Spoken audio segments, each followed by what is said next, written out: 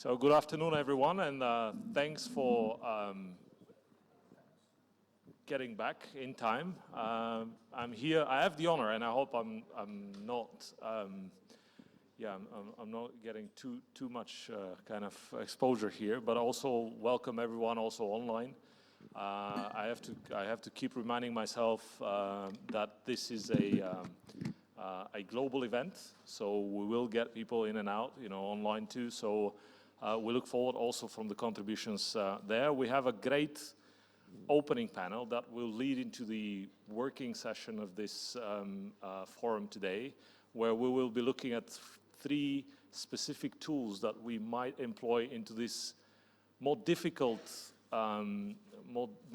action against transnational or strategic corruption. Without much ado, I will say that we'll have three panels in the afternoon. It's a great lineup of speakers from anti-corruption agencies in the region and from civil society. We have a mix of people here, both public, private, from the whole region. But let's think globally, because as we several times noted, this is an issue that we'll all be facing, and of course the Russia's brutal aggression on Ukraine actually, I think, woke up at least us in Europe. It was a shove, that we started thinking that it's globalization has its downsides, and we need to be careful how we could continue to enjoy the benefits of that without harming our societies inadvertently. With that, without much ado, I would like to turn the floor to Minister Komzarkov, who is a great co-host, and thanks again for your initiative and for being with us today also in the afternoon. Minister. Well, thank you, and thank everyone that stayed after the lunch break, everyone here and online. We have an excellent and very professional speakers, and I'm very glad to be here on this stage with my friend and my boss in some way, Deputy Prime Minister for EU fund management. It was important for us, for him to be here to explain how also the European Union has built system of encouragement to provide for the necessary reforms. But before passing him the floor, I just want to mention something. We are going to deal in this workshop with the public-private partnership. And now we are speaking about it as it's something self-evident. But just a few years ago, and maybe a few months ago, a public-private partnership in a sphere like fighting corruption was something what sounded very strange. Why is that? Because corruption is fought by the means of a state, usually. But I think that we can now understand even better the duplexity of the state and the official authority on this topic. And I was listening to my friend Ruslan today morning on the Bulgarian National Radio. He had to answer the question, what are you doing there? You are NGO, what are you going to do with government officials, which are often seen as those who should be under monitoring? And that's where the importance of public-private partnership lies in the answer of this question. The state has the only tools, the monopoly of the strength, of the force, of the repression to tackle corruption. And at the same time, it is also the state who may be involved and is often involved in some way in corruption or just let to be captured. Because it's not an innocent thing to have a captured state. This is a state who let in some manner to be captured. And the public-private partnership permits, allows to have always an eye of the beholder, someone to watch, to encourage when you are doing something good and you are doing well, and also to whistleblow, to give the alarm, to engage when something seemed not to be right enough. And I think that in private here, we should be thinking not only of NGOs, but of media as well, of course, and that's why the topic that we begin to today morning is so accurately addressed in this specific workshop that I would like very much to hear what our excellent speakers will tell us. Thank you. Thank you so much, Minister, for underscoring that. And of course, it takes political leadership to do that. And as I mentioned in the morning, we have here both Deputy Prime Minister Pekanov, who will speak in a second, and Minister Zarkov, who engineered, despite being a caretaker government, essentially engineered how to continue the judicial and anti-corruption reform within Bulgaria through essentially the additional bag of money that we get from the European Union in terms of recovery and resilience plan. So it is my great pleasure to welcome Deputy Prime Minister Pekanov for his keynote speech. Mr. Pekanov.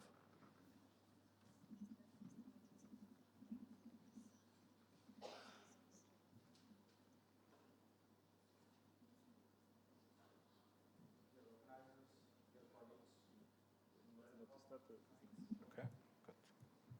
Both? Okay, good. Okay, dear organizers, dear colleagues, thank you for being here.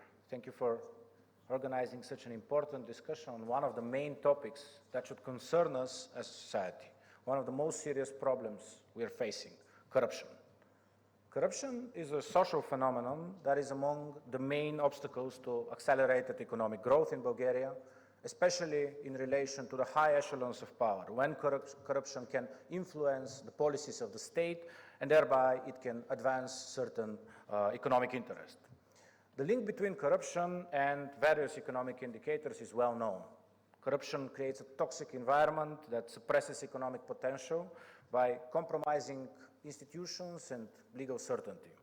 It is not an exaggeration to say that corruption basically corrodes, can destroy the fabric of society, and in some cases can even kill.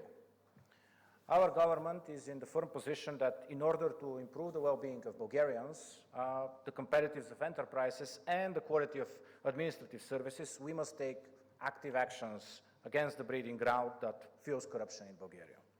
For this reason, even when we started devising the Recovery and Resilience Plan back in 2021, under previous administrations, not only the caretaker government back then, but also the last administration, it included strong anti-corruption measures, the new Anti-Corruption Commission, the creation of, or the improving of the accountability and the introduction of the criminal responsibility of the Attorney General, drafting the whistleblowing legislation that is necessary to fulfill European best practices, and reforming public procurement as a way to stop situations in which the law can be circumvented by the well-known in-house procedures.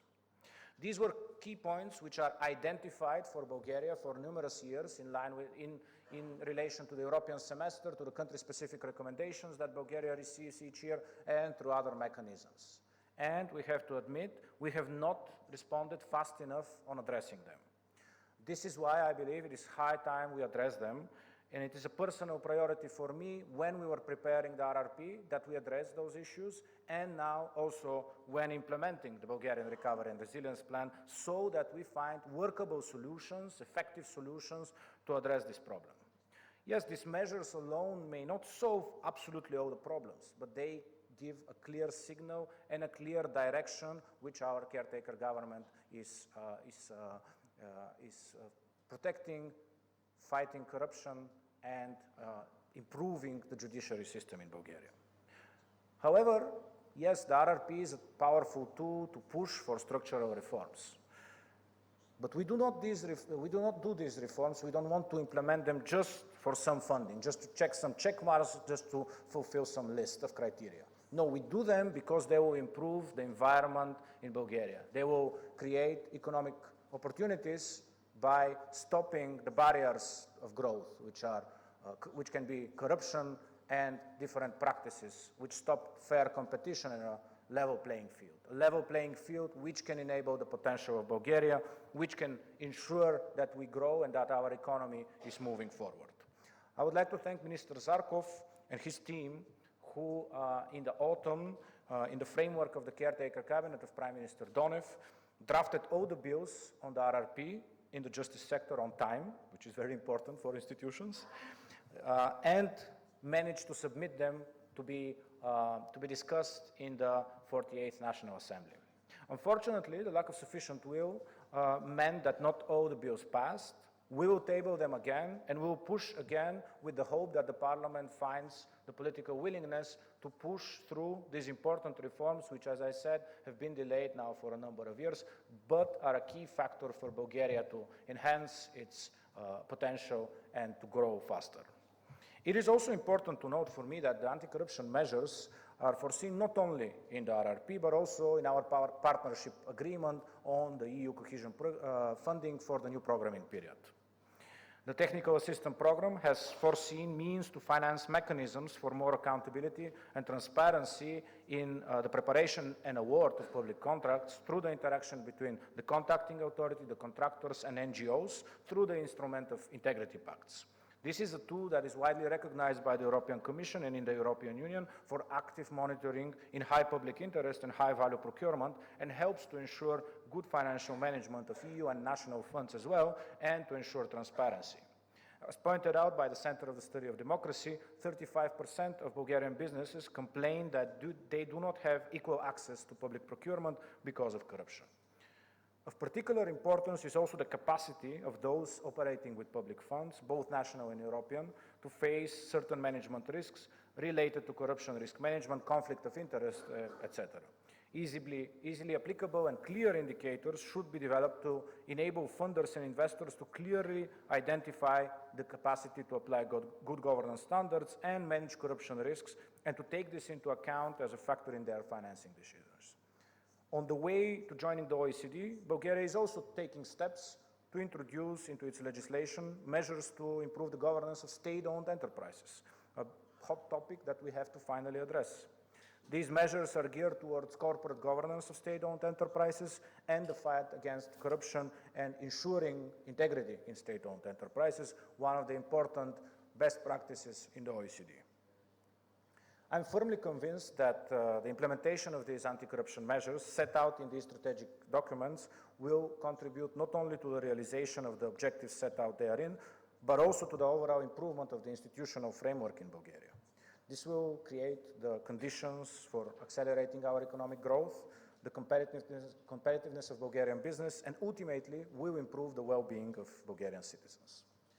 An institutional environment which is inclusive, which is open for competition, which is transparent, and which has a certain set of rules which are firm, is and can ensure the bedrock of a prosperity of a nation. We should all realize that and strive to achieve this in Bulgaria as soon as possible. This will improve the life of Bulgarian businesses, citizens, institutions. This will improve our country immensely, and I'm certain that with discussions as today, with bold actions, with the political willingness, we can finally achieve that, we can finally move forward, not only, as I said, not only to get some funding, no, we do it because this will improve Bulgaria. Thank you very much. Thank you, Deputy Prime Minister. Indeed, walking us through both through the very details of institutional building and, of course, the time it takes, but also through the importance of actually making those institutions work for the longer term. Now it is my distinct pleasure to welcome my good friend Paul Mazzaro, Senior Policy Advisor for Countering Corruption and Sanctions at the U.S. Commission on Securities Cooperation in Europe. Paul, I remember in 2013 we were in the U.S. Congress again, and I think we actually stated we did have a discussion at the Helsinki Commission, and then it was only Senator McCain that was seeing the elephant in the room, seeing Russia and saying we're going to have problems there, and these problems are not going to be just military action terms. So he got it. He got it exactly right. Did you see that video that recently went up of him basically saying word for word what Russia did? Yeah, I mean, it's amazing. That's why I look forward to your discussion. Also, looking at what's happening right now in this mini summit in Moscow, how are we going to make sure both to protect our citizens and businesses and our institutions, as Deputy Prime Minister Pekanov noted, but also how are we going to engage with these authoritarian countries out there? You know, we need to find a way. Clearly, we mismanaged our relations with Russia. We misread the signs, in particularly on this side of the Atlantic. But still, so I look forward to your. And I see there it says 11 minutes, but please it's okay if you go for 15 or even longer. You know? So, Okay, I'll see how long it takes me. The floor is yours. Thank you.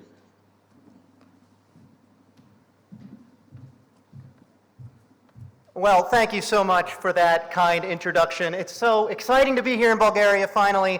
CSD has invited me like I think 5, 6 times, and sadly it's never come together. But finally, the Helsinki Commission, which is a commission of Congress led by 9 senators and 9 representatives, it is bicameral and bipartisan, so we really try to bring everybody together in pursuit of sort of, you know, human rights, democracy, and the rule of law, our mission. Our new chairman is the co-chair of the Bulgaria caucus. So that is Rep. Joe Wilson. He's a little bit older than the Deputy Prime Minister, but he's a great guy, and it's very exciting to sort of have this leadership that is sort of all in on these issues, all in on Bulgaria. So obviously seeing corruption and national security, seeing that be the topic of this conference and the topic of a number of different conferences around the world these days is extremely exciting, especially because it seems like we finally recognized, as I think Ruslan put it exactly correctly, the elephant in the room. When I was doing this in 2015, so I've been at this for 10 years, as Ruslan pointed out, when I was writing these reports on this in 2015, no one wanted to talk about it. No one wanted to talk about corruption as a national security issue. We had other problems. We had nuclear proliferation. We had terrorism. We had all this other stuff. And then, of course, you'd say, well, this is all tied into corruption. I mean, this is all about these kind of global illicit financial flows. This is all about the enablers, that is to say, sort of the lawyers that work for these bad guys. This is all about the oligarchs, all the money. Nobody wanted anything to do with this. Now, luckily, this has really changed. This has really changed. So we're at a point now where we have to play massive, massive catch up. The bad news is we're very late. We're very, very, very late to the game. We have spent 30 years doing God knows what. I guess a lot of people getting sort of very rich while China and Russia have been able to push their dirty money, their influence into our systems. And for those that have already died in Ukraine, we're too late. You know, I mean, we should have been able to prevent this war. We're meeting at such a dark time when we have the largest land war since World War II going on right next door. I mean, another Black Sea littoral state. You know, so I mean, all of this is related to what we're talking about today. All of this could have been prevented if we'd stopped these corrupt flows. But we didn't. And here's the thing, is we're all to blame. There's sort of plenty of blame to go around. Obviously, we've talked a lot, I think, today. A lot of speakers have talked, I think, very eloquently about what Bulgaria is doing to clean up corruption. That is very admirable, very necessary. Of course, Bulgaria is not the only state that has struggled with corruption in the region, certainly not even in the Northern Hemisphere, certainly not in NATO. I mean, I've spent an enormous amount of time working on reforms in the United States, because of course the United States struggles with the corruption problem too. I mean, you can see it if you turn on the television and listen to our politicians. It's almost all we ever talk about. Americans are sick of corruption. They're sick of what they view as kind of this, you know, essentially elite that is able to take advantage of globalization in a way that they cannot. And that does seem to have these connections, very strange connections, to the CCP, to the Russian oligarchs.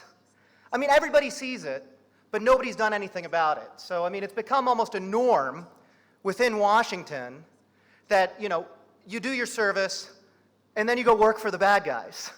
And I mean, this is kind of what I've called the political enablers, okay?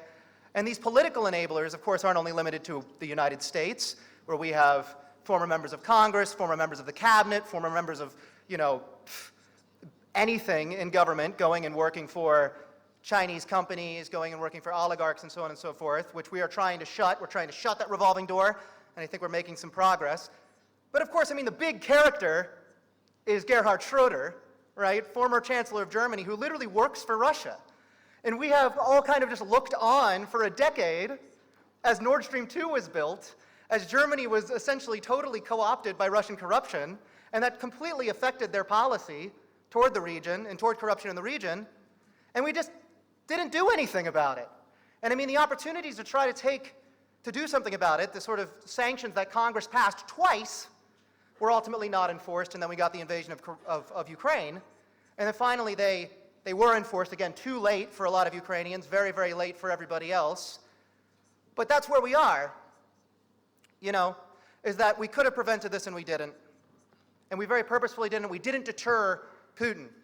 We've showed him again and again and again that he can do whatever he wants. He's invaded Georgia. He invaded Ukraine the first time. He invaded Ukraine the second time. He built Nord Stream 2. He had money all over the UK. He had, you know, all of these politicians eating out of his hand. Of course he thought he would get away with this. But he didn't because of the Ukrainians.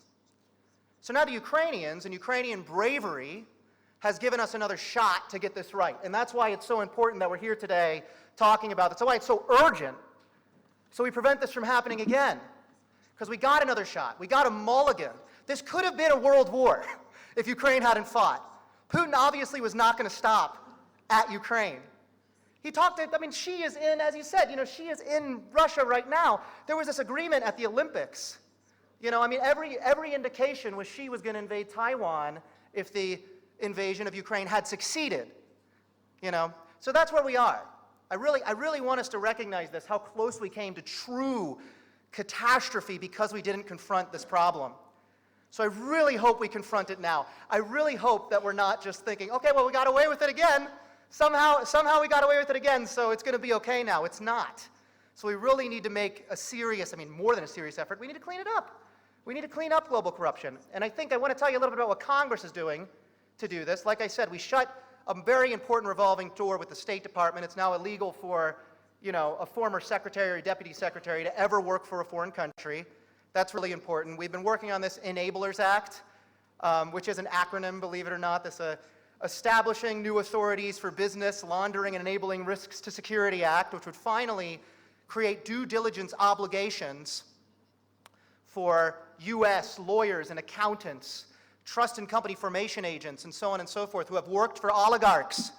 I mean, these people who have helped to launder the money, helped to launder it in the United States, helped to pull it out, helped to rob Russia blind, rob Ukraine blind, rob Bulgaria blind. You know, the people that help out with this. We want to stop them. We want to stop them from hiding that money in the USA. And then finally, we're working on the SHAME Act, the Stop Helping Adversaries Manipulate Everything Act, which will just make it illegal altogether for anyone to accept compensation for lobbying for China, Russia, Iran, Venezuela, Syria, North Korea, so on and so forth, you know. So we need to get really serious about this. We're really trying to get serious about this. We have had some successes, State Department success. We're going to DOD. We also authorized the transfer of recovered funds from Russian oligarchs to Ukraine. So we're trying to make the fact that so much of their money in our country is there into an advantage somehow. And we've already seen the first 5.4 million of that when the money was forfeited from Malafeyev. But there's just so much more to do. It's an embarrassment of riches. We could work on this for 10, 20, 30 years, you know, and we wouldn't be done at the rate we're going. So we really need to speed it up. And I encourage everybody here to please speed it up. We need to take this global corruption down, finally. Thank you. Thank you. Thank you so much, Paul. Thanks indeed. That was great. And I think we need that jolt. I look forward to the discussions afterwards. I think this was a great opening panel. And now it is my pleasure to give way to the next panel with the moderation of Thomas Stauffer, the head of Swiss Contribution Office at the Embassy of Switzerland in Bulgaria. So now we change. So thanks so much to our panel. And again, urgency is a matter of priority. So thanks, Paul, again. May I invite the next panel, please?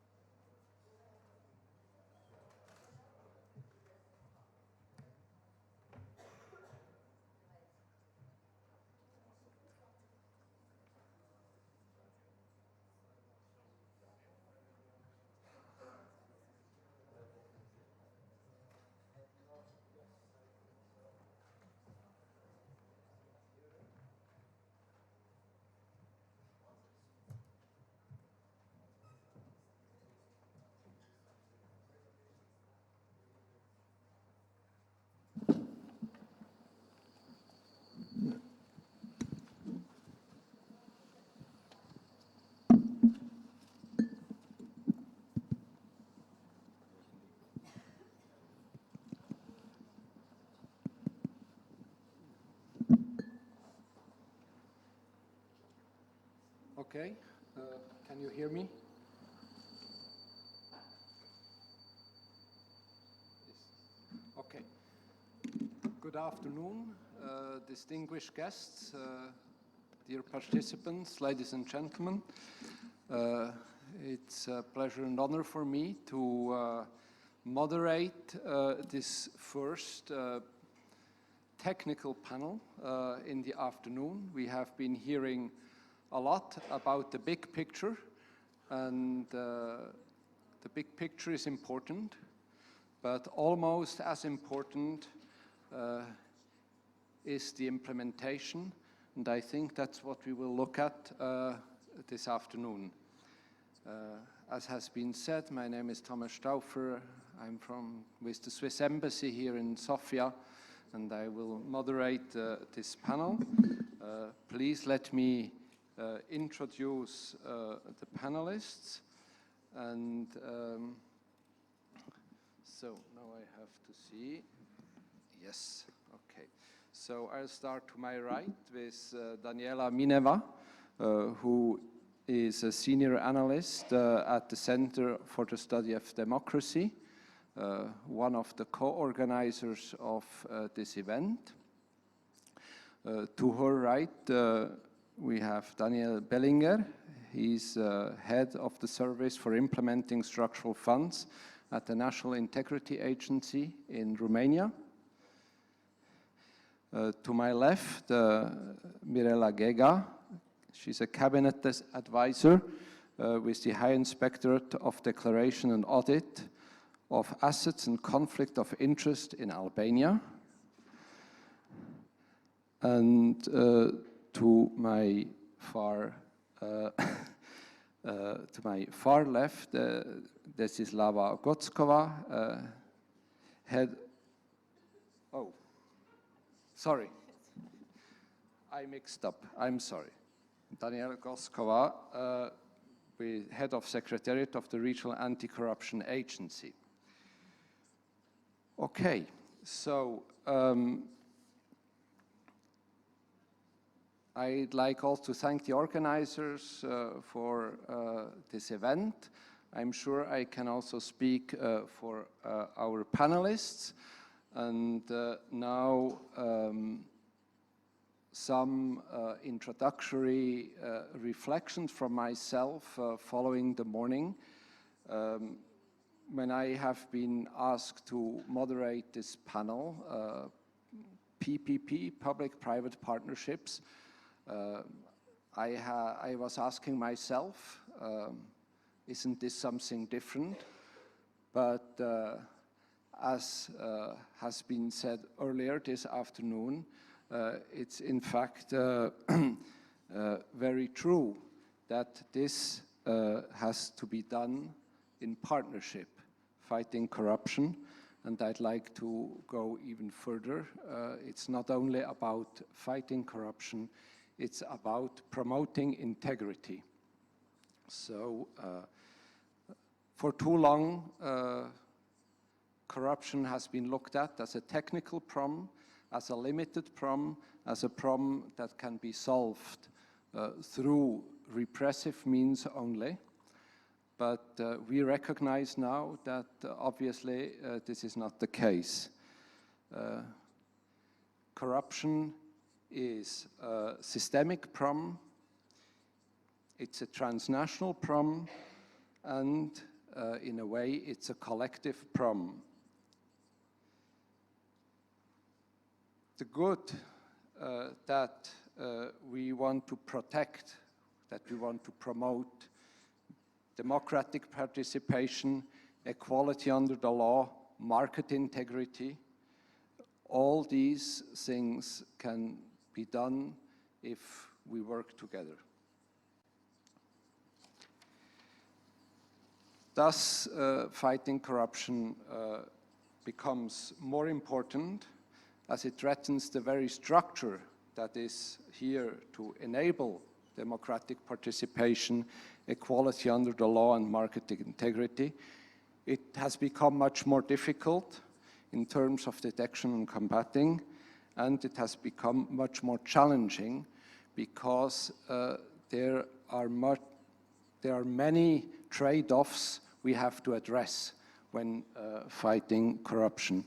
And our panelists are at the forefront of trying to work out those trade-offs and to make the system effective.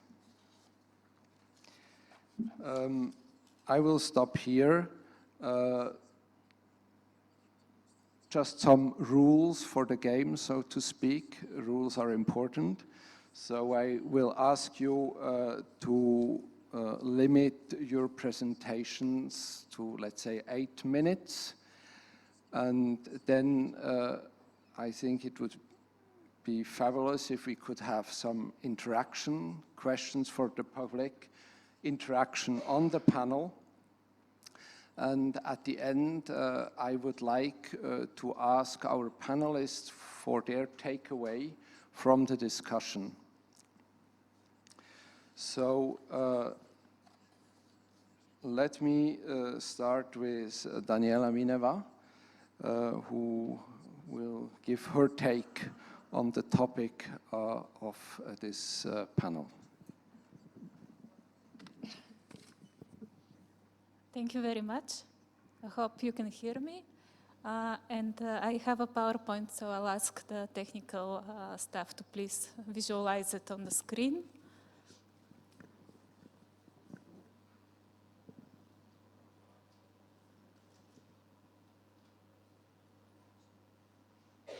Okay.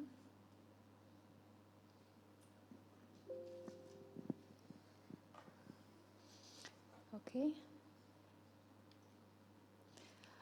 So I would like to present the key findings from some of our latest research. A report that we published recently called Rolling Back State Capture in Southeast Europe. We analyzed 9 countries, and what we found out is that asset declarations are currently strong but underused instrument. There is obvious need to investigate the lifestyle of politically exposed persons beyond what is officially declared on paper, because PEPs hide their wealth, ill-gained wealth in relatives. They move their money abroad, or they transfer it to business partners.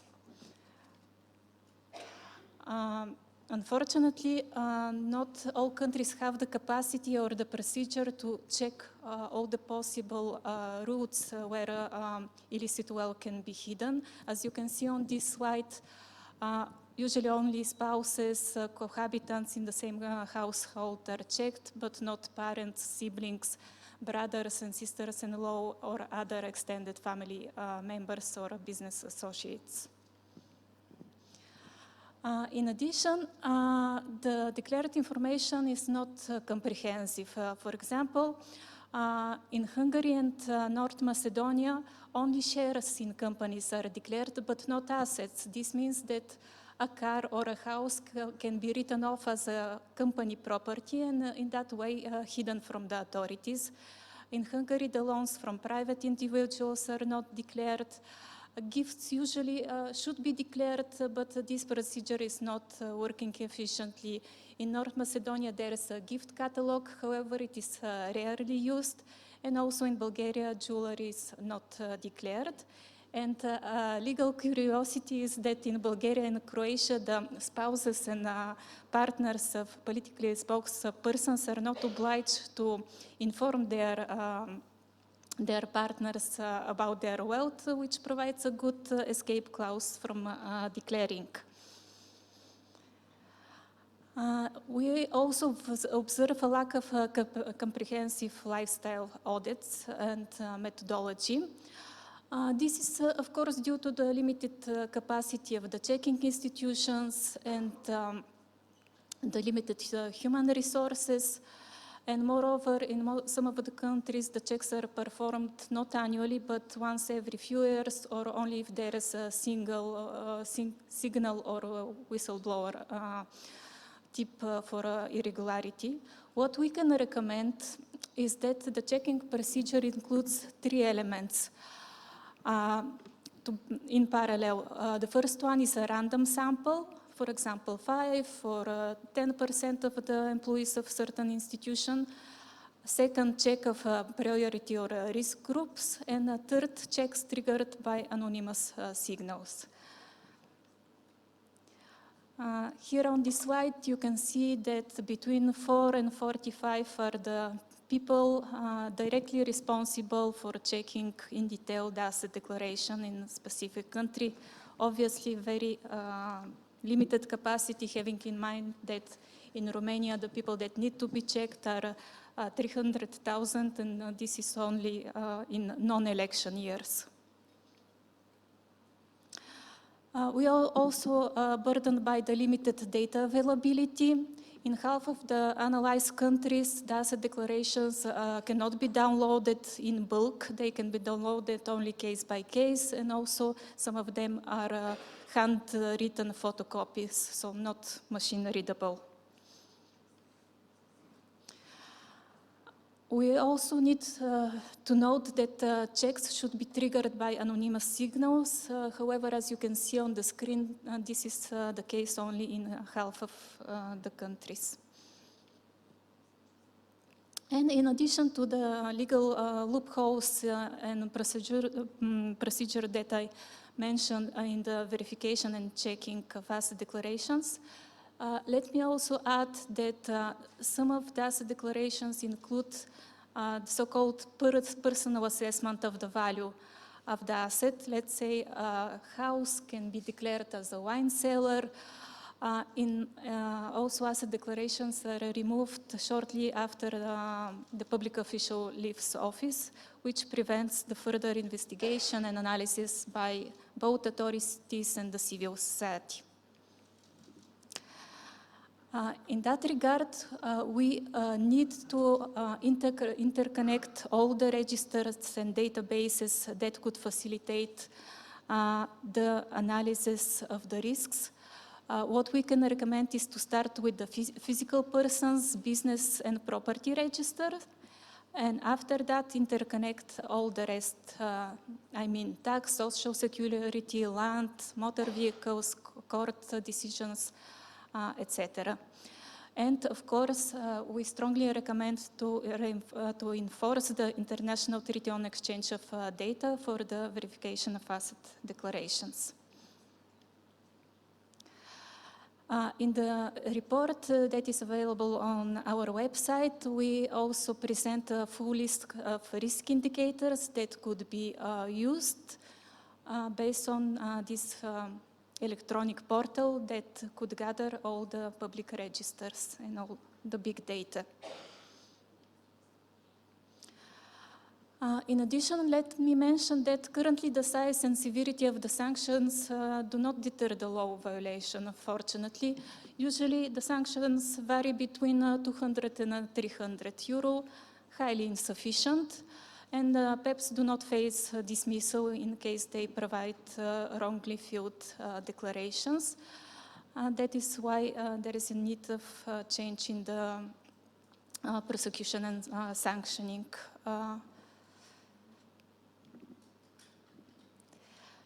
And let me finish by saying that the checking of asset declaration is only one technical tool. As all of the previous speakers noted, we are faced with much more complex problem, which is strategic corruption and state capture.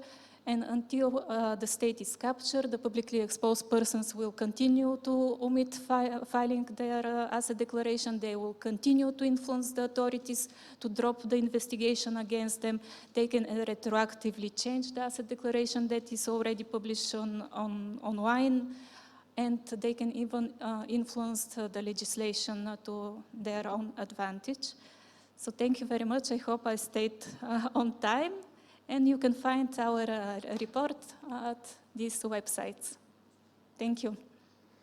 Thank you very much for this very illuminating overview on the procedural and legal situation in the region, and also on the loopholes which prevent asset declarations.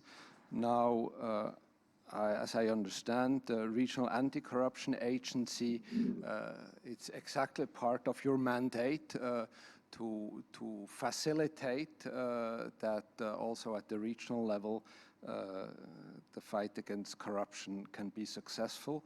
Looking how different the data are, that must be a challenge. Yes.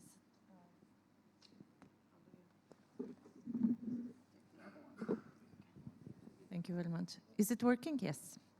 Good afternoon again. I'm very happy to be part and to participate in this panel and present some of the practical activities of the Regional Anti-Corruption Initiative. In the morning session, I highlighted our activities in the terms of enhancing and supporting the political dialogue between the countries in the region.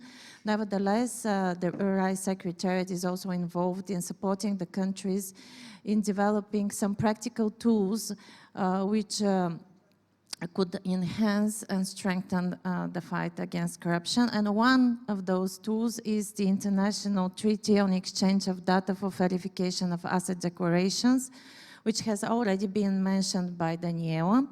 The treaty has been developed under the auspices of a RAI regional program implemented in cooperation with UNODC and funded by the Austrian Development Corporation.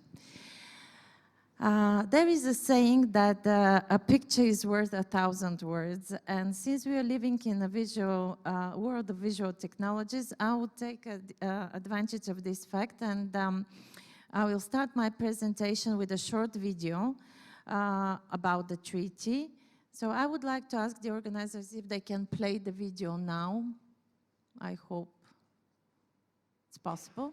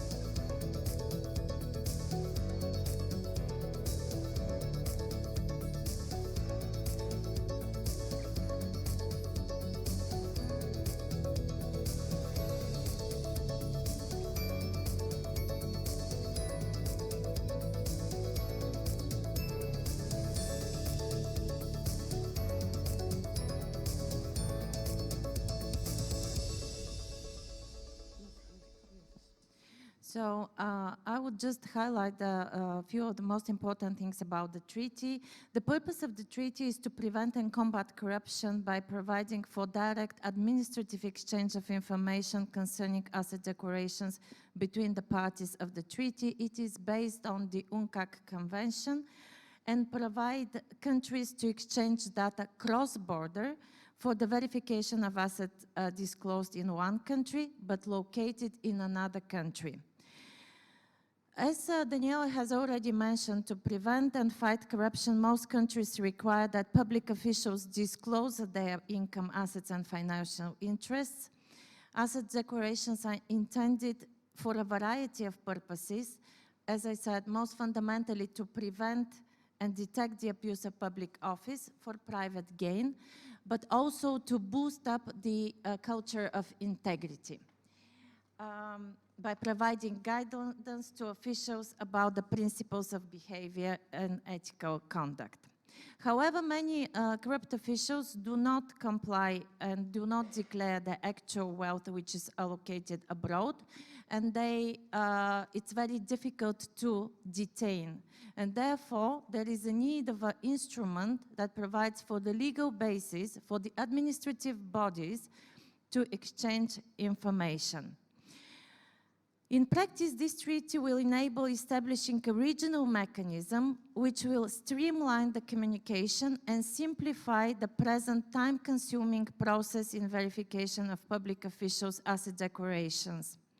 Each member state should designate a focal point, and in case one member state needs foreign data for verifying the asset declarations, its focal point will contact directly the focal point designated by the other country and receive the information based on the domestic network.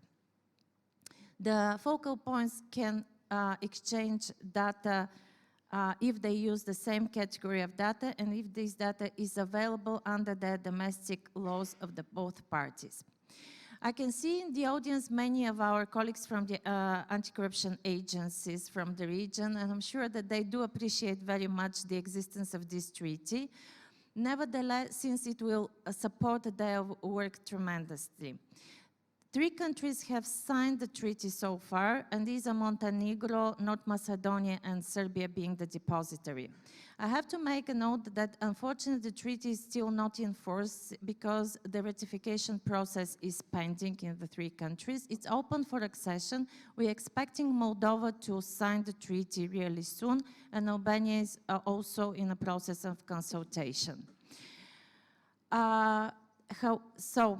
What we expect is that many countries would join the treaty would come into force, and we could start implementing it. Meanwhile, at the Secretariat, we are developing a blueprint for the implementation of the treaty, which is going to be available soon on our webpage. Since I could see that my time is coming to an end, I would like to encourage you to visit our webpage and find all detailed information about the international treaty and also information about asset declaration systems in the region. Thank you very much.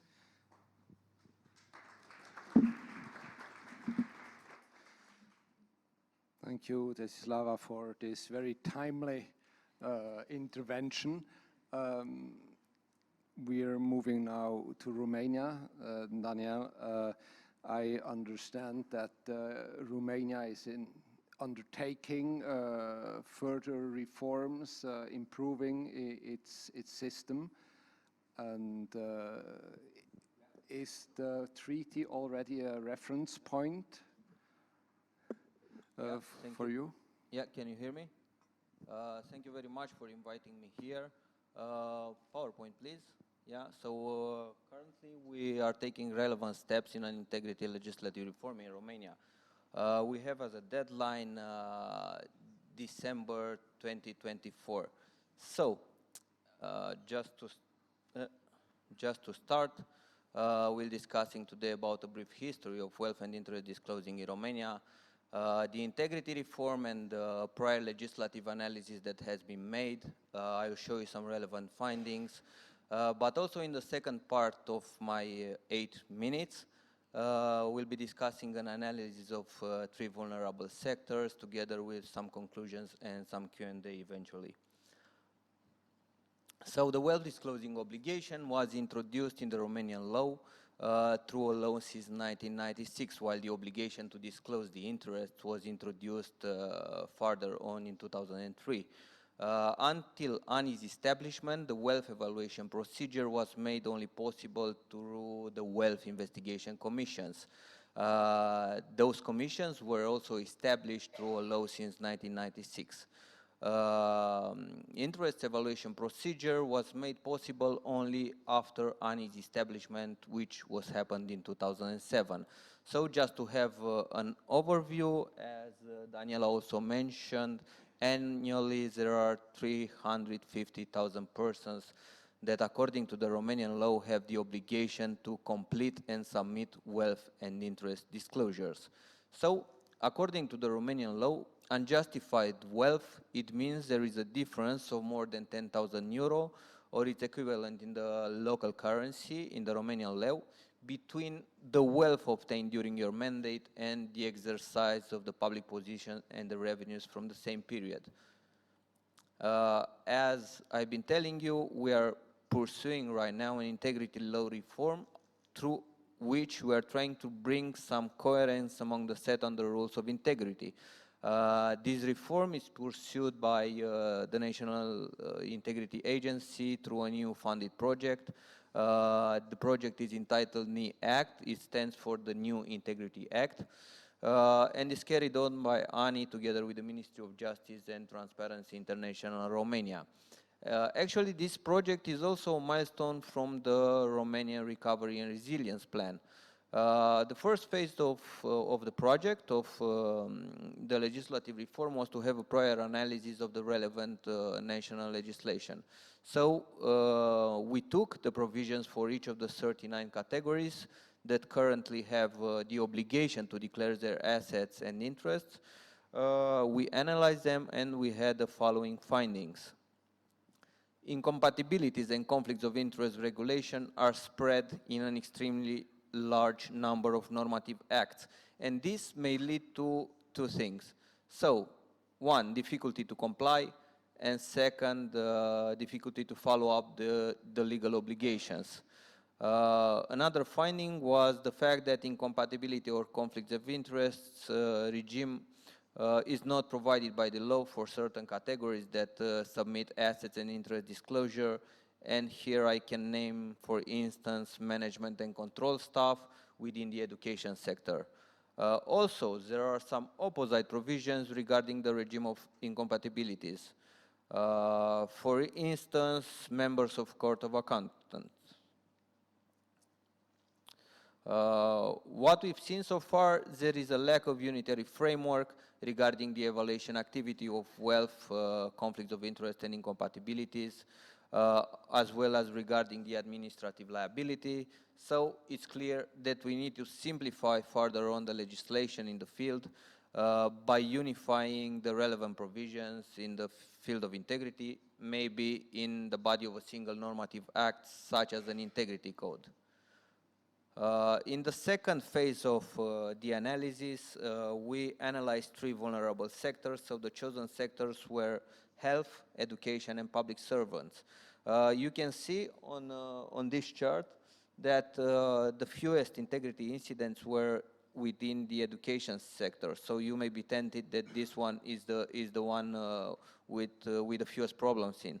But in reality, there is not enough reglementation in this sector, and the fewest cases come from the limited administrative liability. So further regulation is still desirable.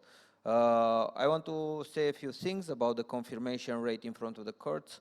That in the cases related to health system, we had a confirmation rate around 80%, while for the cases where public servants were involved, a confirmation rate of around 70%. In order to achieve these high rates of confirmation, and it takes into account all the available jurisprudence in the field. So, just to draw a few conclusions based on these findings, I want to say that the new integrity code, which unifies the legal provisions for various categories, is advisable. Actually, a more clear law on integrity will provide a higher degree of compliance. The education sector is confronting with a void of regulation. According to our research, some other chapters might be introduced within the assets and interest disclosure forms. I can name here a few, such as cryptocurrencies or beneficial ownership. And I want to end up with the fact that digitalization and preventive measure for sure would contribute to a higher degree of integrity while holding a public office. Thank you very much for your attention, and in case we'll have enough time for some question and answer afterwards. Yeah.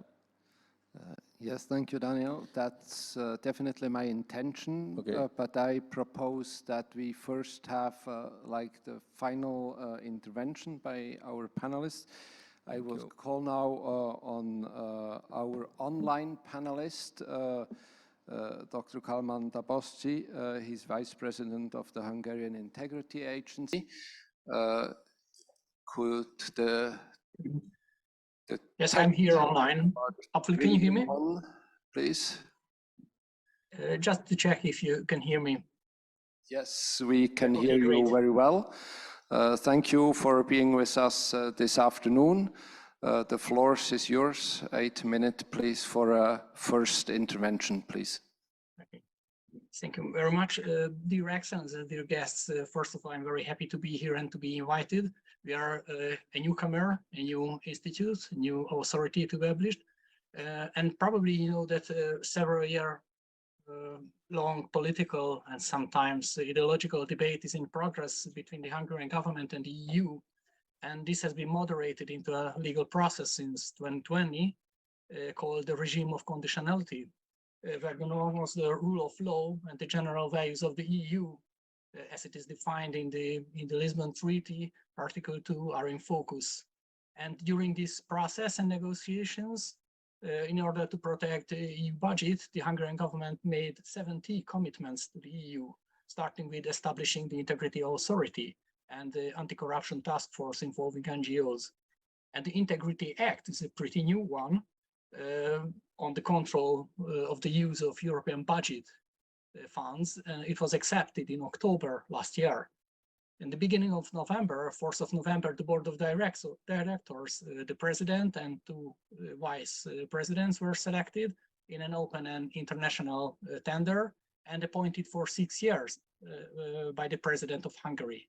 And the authority of the board has started its operation in mid-November, and the Anti-Corruption Task Force was established in December after selecting the NGOs, 10 organizations or experts by an open tender. And the Integrity Authority by the Integrity Act is an autonomous state administration organ, and the authority, including its presidents, the vice presidents, and the entire personnel, are completely independent in the performance of its task and subordinated only to law. We are accountable to two parties by sending the annual report both to the Hungarian Parliament and to the European Commission. And our independence will also be guaranteed by the approximately 90 to 150 people who will be working for the authority as a truly elite team. And the authority shall take action in all cases where the authority considers that an organization vested with functions and powers regarding the use or the control of the use of European funds has not taken the necessary steps to prevent, to detect or correct fraud, conflict of interest, corruption, or other illegalities that affect or seriously risk affecting the protection of the financial interest of the European Union. And the authority shall have power in any planned, ongoing, or past measures and project, receiving in part or in whole financial support from the EU. The main professional tasks of the authority are analysis and proposals, investigative functions, and administrative authority powers. And to fulfill these, we carry out integrity risk assessment exercise. We prepare an analytical integrity report every year, issue recommendations on annual or ad hoc basis, and we conduct investigation procedures, and we may apply to another organ for the initiation of proceedings. With administrative authority powers, we shall conduct administrative audits in connection with public procurements financed or planned to be financed from EU funds. And it's very important that during the period of examination, the contracting authority shall suspend the public procurement proceeding. And we also maintain a register of legal persons and private entrepreneurs who are excluded in connection with certain criminal offenses from public procurement procedure. And the authority conducts the integrity risk assessment exercise for the protection of the European funds, which includes an evaluation of the integrity state of the play of the public procurement system in Hungary. And the integrity risk assessment shall identify integrity risks, systematic issues to be addressed, means available to address them.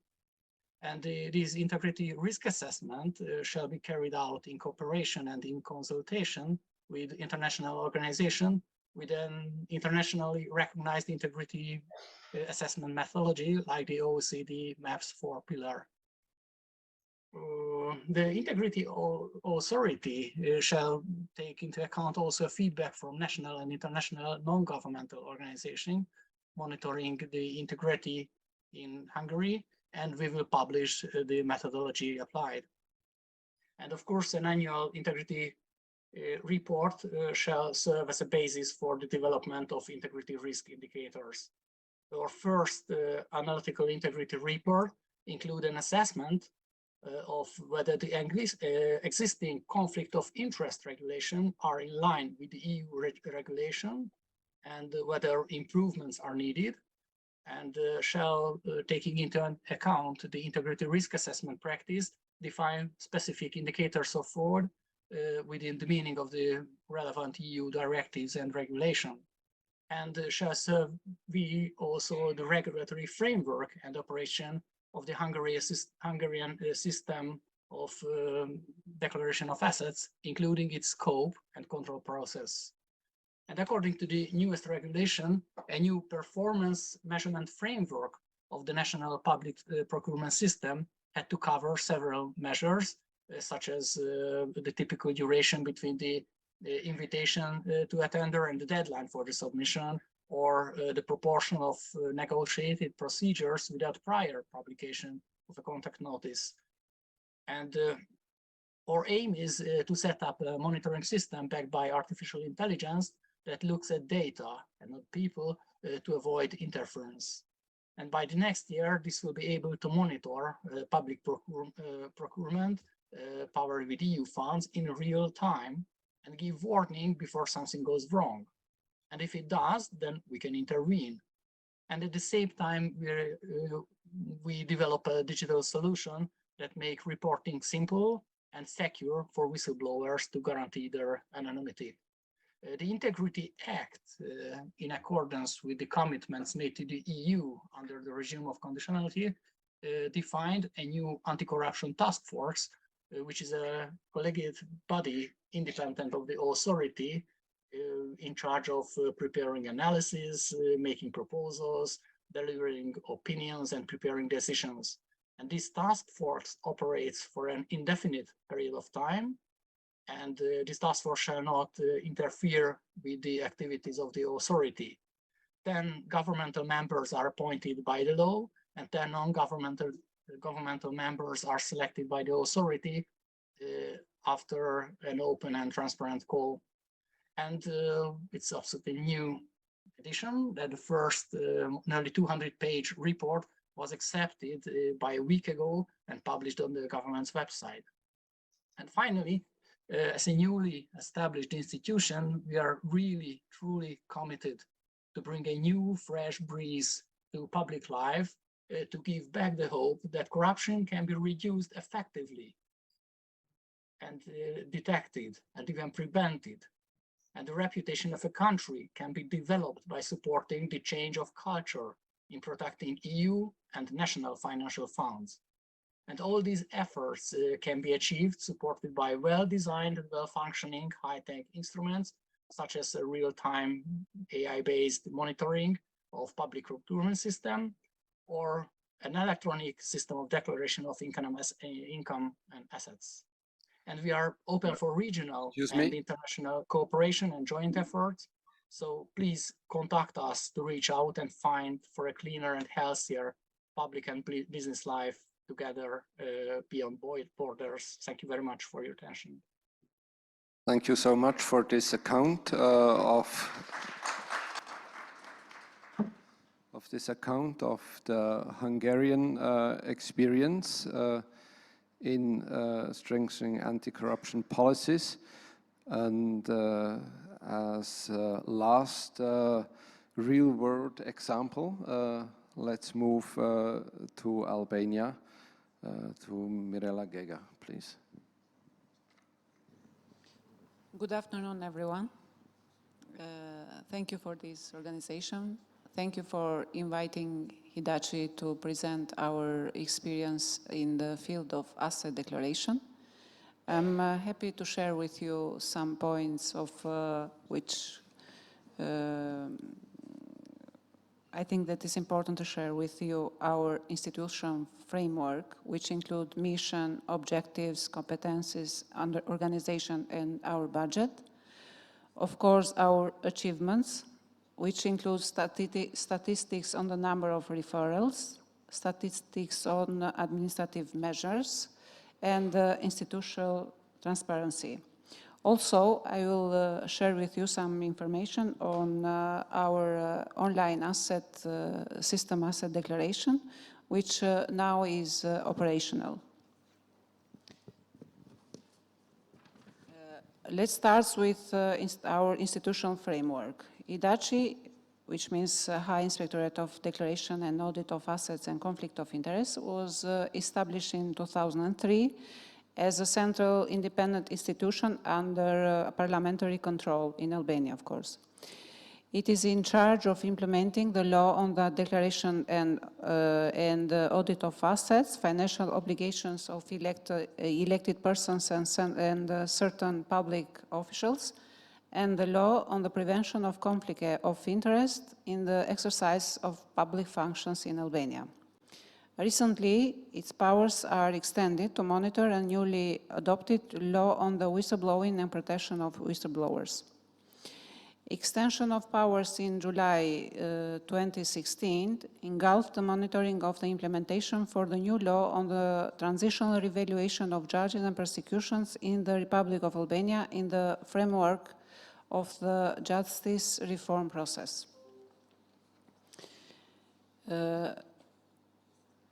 In compliance with the constitution and legal framework, legislation in force, Hidachi mission is to prevent and fight corruption and economic crime through declaration and control of assets of the elected person and public officials, prevention of conflict of interest while exercising public functions, and investigation of cases reporting of whistleblowers.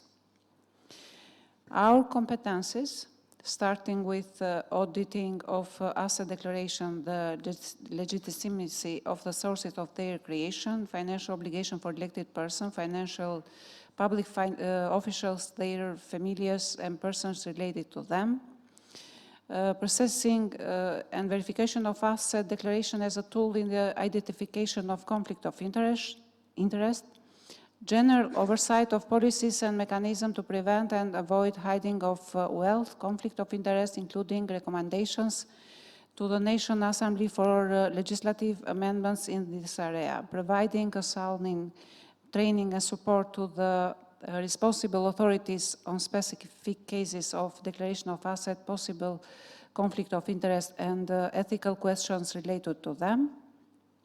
Of course, very important competence is conducting administrative investigation of case-by-case conflict of interest and of restriction of permissible interest, either at the request of public institution concerned or on Hidachi's own initiative.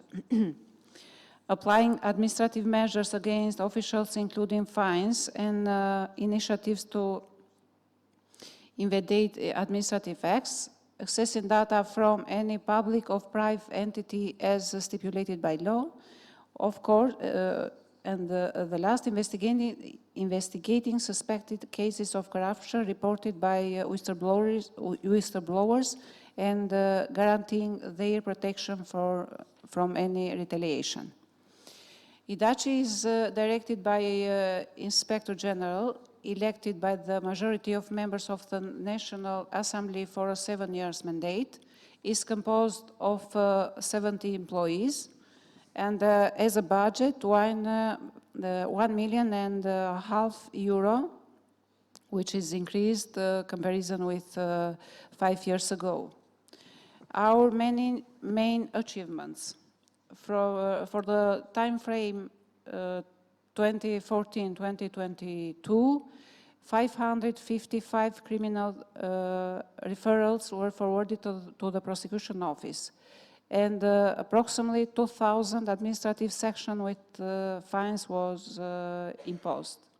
A high considerable number of high-rank public official cases were forwarded to the prosecution office, including MPs, judges and prosecutors, ambassadors, local elected officials, and other public officials. Our transparency, institutional transparency, applying an open and transparent policy is one of our priorities of the work of IDACI. For the period of time 2014-2022, approximately 66,000 copies of declaration forms were made publicly. Let's move on to electronic system of declaration. This system was created with financial and technical assistance by the USAID and the Council of Europe in Albania through the project Horizontal Instrument for the Western Balkans and Turkey. During 2021, as well as during the time frame 2022, we continued the process of coordination and support, engaging the necessary institutional resources in order to finalize the commitments undertaken in this issue.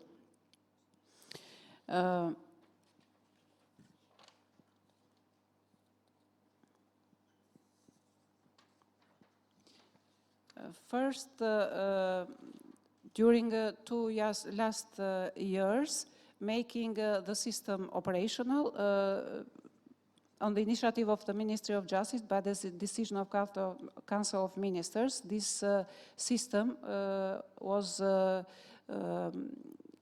provided the establishment of the state basis under the authority administration of IDACI. Also, during this time was taken all the measures to pilot the system with some institution in order to solve the technical problems that may occur while the system will go live. Also, during this time, 2 years, 2021 and 2022, we developed training activities for the responsible authorities, and approximately 300 responsible authorities were trained. Also, we have drafted and approved all the necessary bylaws and the declaration forms, which are available in our website. And starting from January 1 of 2022, the system is operational, and all the subject of declaration in Albania are declaring through this system. Thank you very much, Mirela, for this overview of the work of your agency in Albania. I would like now to open the floor for a discussion, for question and answers. If you take the floor, please state your name and your affiliation, and I will profit from the mic and go first. We will collect some questions and then perhaps have another round. We have heard a lot about laws, about systems, so on. But I think one takeaway from this morning is that there needs to be a collective action, a cooperation of institutions like yours, together with businesses, with civil society organizations, with media. And so if our panelists could say something, how they connect their more technical work to these groups, how do they bring on board, that I think would be most interesting for the public. But let's take some other questions. Sir, here in front of me. Okay, it's not working. Okay, right now. So my name is Petre Claudiu Platon from National Administration Association Romania. So I have a question for Mirela Ghega.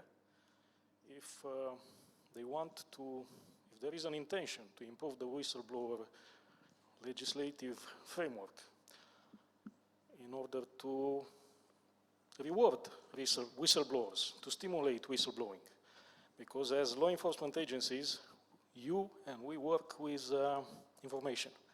If you do not have information from the inside, what's happening inside an organization, and if you took the information only from open sources, it will be very difficult for you to catch the real guys that do mistakes, big mistakes.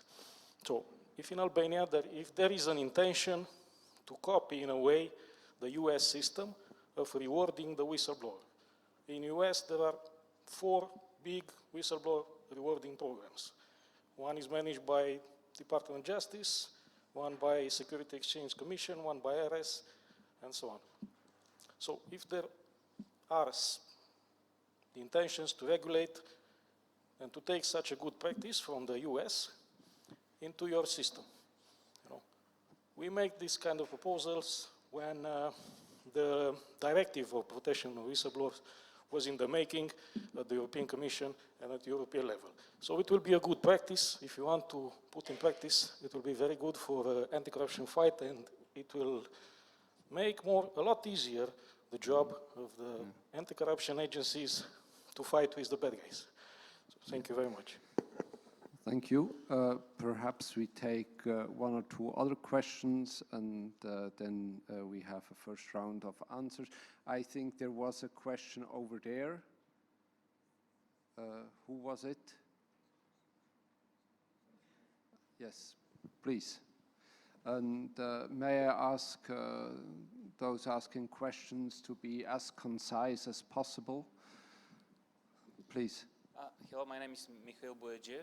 I work as a legal expert, and I want to hear a little bit more about your experience in impact of this legislation. What actually helped your legislation to have impact in the society? Do you have measures, or do you have any criteria how to measure the successful implementation of this legislation? I'm talking about possible new legislation coming in Bulgaria, anti-corruption legislation. And this question is important for us to see how this legislation could be implemented successfully. In this regard, the other issue is the sanctions. What do you think will be the most successful sanctions in not fulfilling or not complying with the integrity requirements? This is also critical because there is a number of sanctions available, and maybe not only the sanctions, but prevention mechanism as well. Once you have already this legislation in place, what actually could help this legislation to be implemented successfully? Thank you. Thank you. Perhaps one more. Is there? Yes, please.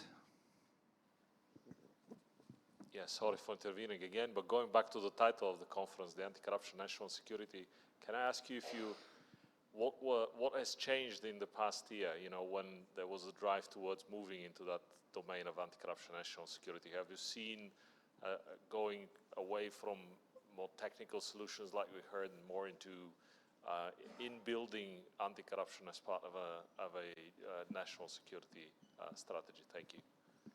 Thank you. So let's perhaps start with the more general questions, and then we take the specific one at the end. Does any of our panelists volunteer to speak to one or the other, or to all the questions? Please. Yeah, This works? Yeah. I can answer, gladly answer to our colleague on the right side of the hall. So you were asking about what solution help the legislative implementation and so on and so forth, yeah? If I understood correctly. So we had, I can give you an example about the prevent system, which is a great example in my opinion, but also in European Commission's reports. It's a tool developed in order to prevent conflicts of interest in public procurement. So yeah, this is an example of digitalization that worked well in order to proper implement the legislation. And for the second question, you are asking about sanction. If am I right? As you could have probably seen from Daniela's presentation, Romania has one of the, let's say so, smallest fines, starting from 10 euro. And let me tell you a secret. If you'll pay in 24 hours, you'll pay only 5 euro. But besides this, even the sanctions are that small. ANI has as a tool the possibility to start an ex officio verification of the person who didn't declare, who didn't comply in time. So besides the fine, an ex officio verification might be started. I hope it answered to your question, or at least one part of it. Before you hand over, would you care saying something about working with media and other parts of society? Yeah, we have delivered, we implemented projects that that were carried together in partnership with the civil society. And we use the civil society experience in order to successfully implement those projects. And I'm glad that we can use them. We can use their advices and their experiences in this matter. Yeah. Thank you, Daniel. Thank you. Perhaps what has happened in the past year has mobilized also other parts of society, and you certainly, Deslavio, have an overview in which direction things are moving. Yes, I would like to go back and reply to the last question, basically, about corruption as a security threat to security. Yes, we could see that there is a shift in the government's understanding, and it has been reflected in our RAI work plan by including corruption as a security threat in the work plan. And we are definitely considering to work more in this area, also partnering with other regional organizations such as RACVIAC and MARI, but also with the civil society sector. We have, throughout the years at the RAI Secretariat, we have been working with Seldi, with the Southeastern Coalition on Whistleblowing Protection for many years, and I think we have managed to establish quite fruitful and beneficial partnership. We also do work very closely with media and youth organizations. I'm very happy to see some of our colleagues from youth organizations here in the room today. And we are definitely considering to continue this cooperation and further strengthen it, since we do believe that this is the way forward. Yes, I think we could really share some good practices also with other regions globally. Thank you. So let's move to the other side. Daniela, would you like to come in on one of the questions? I can provide only the civil society perspective on the questions, but indeed, when I mentioned that the disciplinary proceedings and the fines are very low, in my presentation there was an important footnote on this slide that I skipped, and this footnote said that, of course, all the cases of irregularities could be transferred to another authority, such as the prosecution or anti-money laundering authority or financial police. And we very much promote the further investigation and the identification of the more complex law violation that has transpired. And what else I want to add is that we also very much promote the use of big data, as I mentioned, the interconnection of public registers and the risk assessment. This is just the first step to facilitate the authorities that have limited human resources and to see where the efforts and the investigation should be focused. And of course, later on, to move forward to stricter sanctions. So, thank you. Thank you. Mirela, of course, you're very welcome to answer all the questions, but of course, there was one specific question addressed to you. So, please. Okay, thank you, but I'll focus on the whistleblowing question. Hidachi is the Albanian institution who is in charge on overseeing of the implementation of the law on the whistleblowing and protection of whistleblowers. In Albania, the law obliged all the private companies who has a number of employees under than 100 and the public institution who has more than 80 employees to create responsible units who in the line of law on whistleblowers who has to collect the denunciation on corruption issues. Also, Hidachi serve as external channel in the cases where this internal responsible unit for some reason do not do their job according to the law. Also, Hidachi is responsible to oversee if this responsible unit are created or no, if this person has the right training. Every year, in the beginning of the year, we have extensive communication with the tax office for the new companies that has more than 100 employees. If they have created the responsible units, we have also drafted all the bylaws necessary for the implementation of the law. We have numbers for the whistleblowing, also for the request for protection of the implementation. If these figures, these numbers are public in our website, in our annual report. What can I say?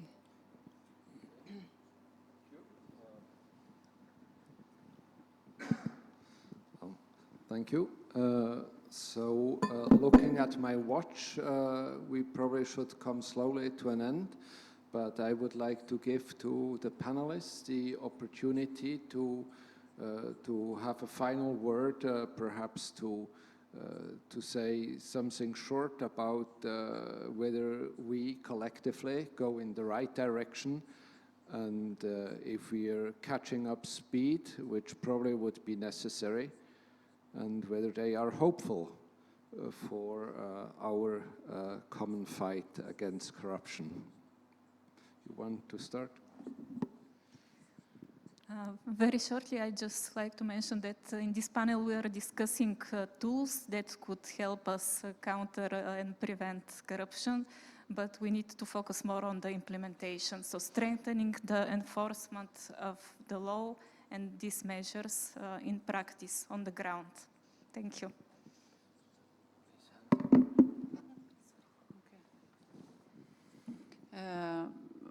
I can speak in the name of our institution as much as I can.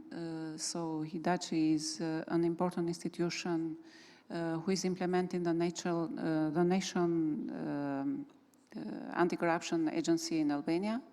We are very much working on this purpose, and also we are part of the implementation of GRECO recommendation, and in the fifth evaluation round, the two recommendations that the GRECO has made for us as an institution are considered as satisfactorily implemented, so I'm glad to share this experience with you. Thank you.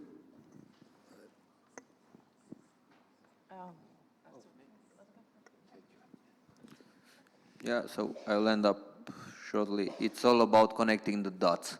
It's about where the policies meets the technical point of view. So I think that's all for today. We should work up together in order to achieve our objectives and pursue the milestones. Thank you very much. And in the end, I would just reiterate what Daniel has just said, and also I've mentioned in the morning, that fighting corruption is not a standalone activity. We have to work together. And but more important is that we should go on and continue working. It really requires persistency. And yes, on behalf of RAI, the Regional Anti-Corruption Initiative Secretariat, I would like to again to reassure you that we will continue, we'll go on, and I hope that we'll be able to report successful cases next time we meet each other. Thank you. We're coming to the end. I think what has become clear is that not only democracy is hard, as it was said this morning, but fighting corruption is hard also.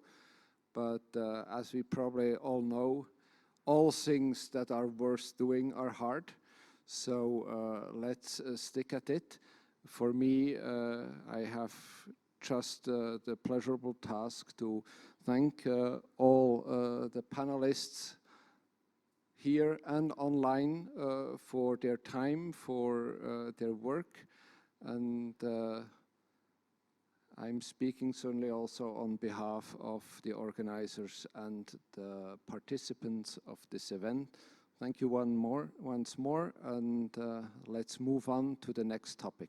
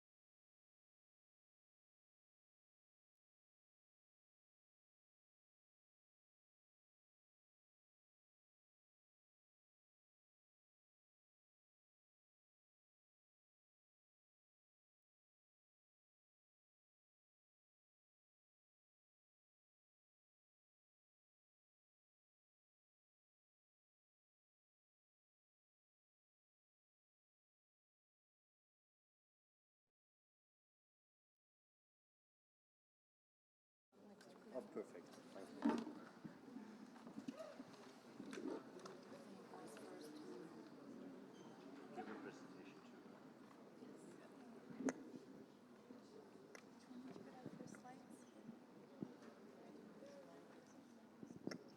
Can you hear me? Okay, good.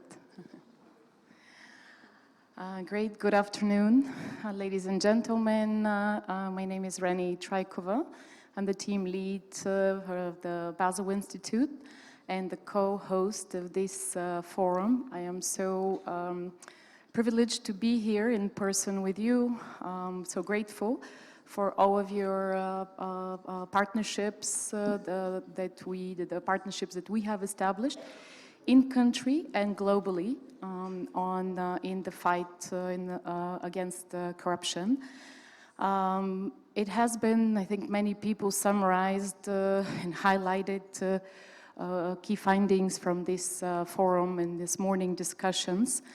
From my end, I think I would like to add that I hope that this forum turns into real concrete actions. I think I've spoken with some of you before today that it's the easy part will be done by the time we're finished here today, and that is to take nice photos, to have nice conversations, to deliver wonderful presentations and commitments.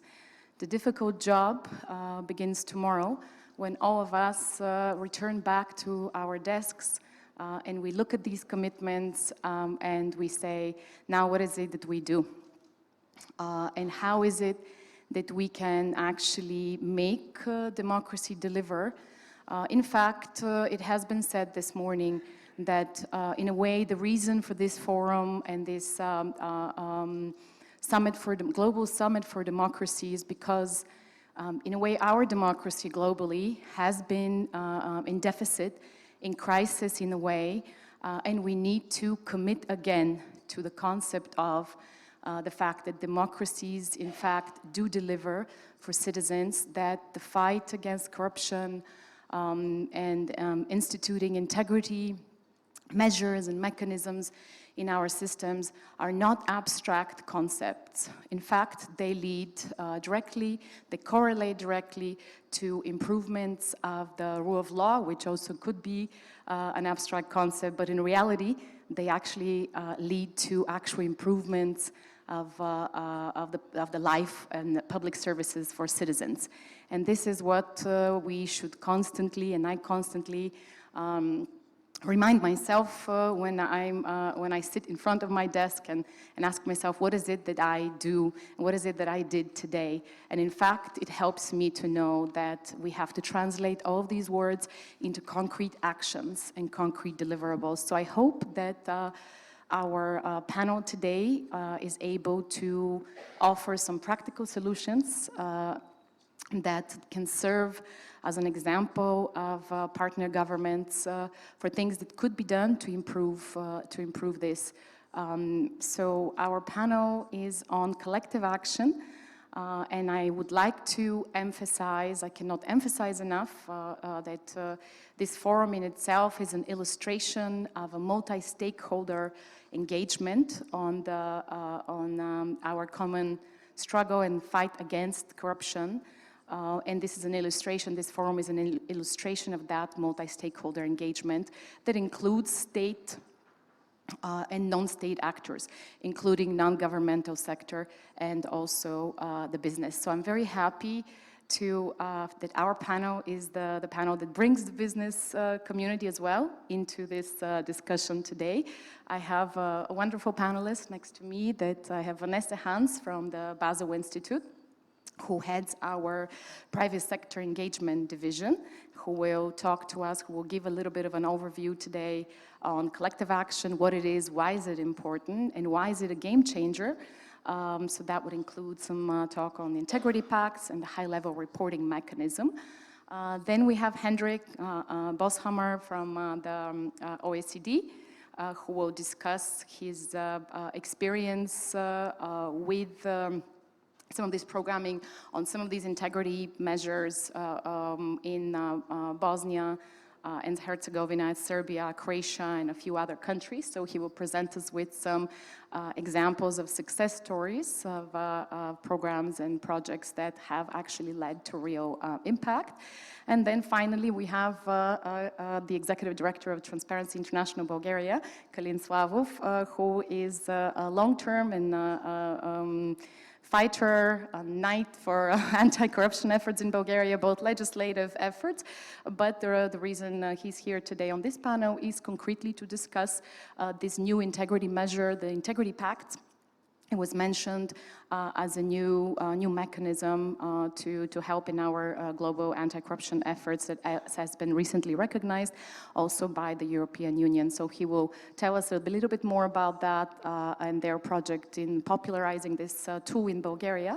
And then he will actually also help us to give us some concrete, practical recommendations for things that could be done so that when we meet again a few months from now or a year from now, we actually can hopefully say that that some concrete steps were taken, because we're here not for words but for action, I hope. So without further ado, I will give the floor now to Vanessa. Vanessa, please. Thank you very much, Renee, and a pleasure being here with all of you. I have a couple of slides, so if we could just prompt them, that would be great. Thank you. So while we're waiting for the slides, just a few words on the Basel Institute on Governance, as we're one of the partners for this great event today. We're an institute that's based in Switzerland. We're a nonprofit that was founded 20 years ago. There, perfect. So we do work around the globe in corruption prevention, but also broadly in strengthening governance. So as you can see, we do have presence. So Renee here is leading our program in Bulgaria. So we're very happy that it's actually one of our, we're discussing about it yesterday, one of our first engagements in the European country, because we're mostly very global, but sometimes also not present enough, I would say, in neighboring countries. So it's great to be here today to talk about collective action and possibly identify some collaboration in Bulgaria with the private sector. A lot of you may not be familiar with the term collective action. So I thought of starting my presentation with the basics of what do we mean by anti-corruption collective action.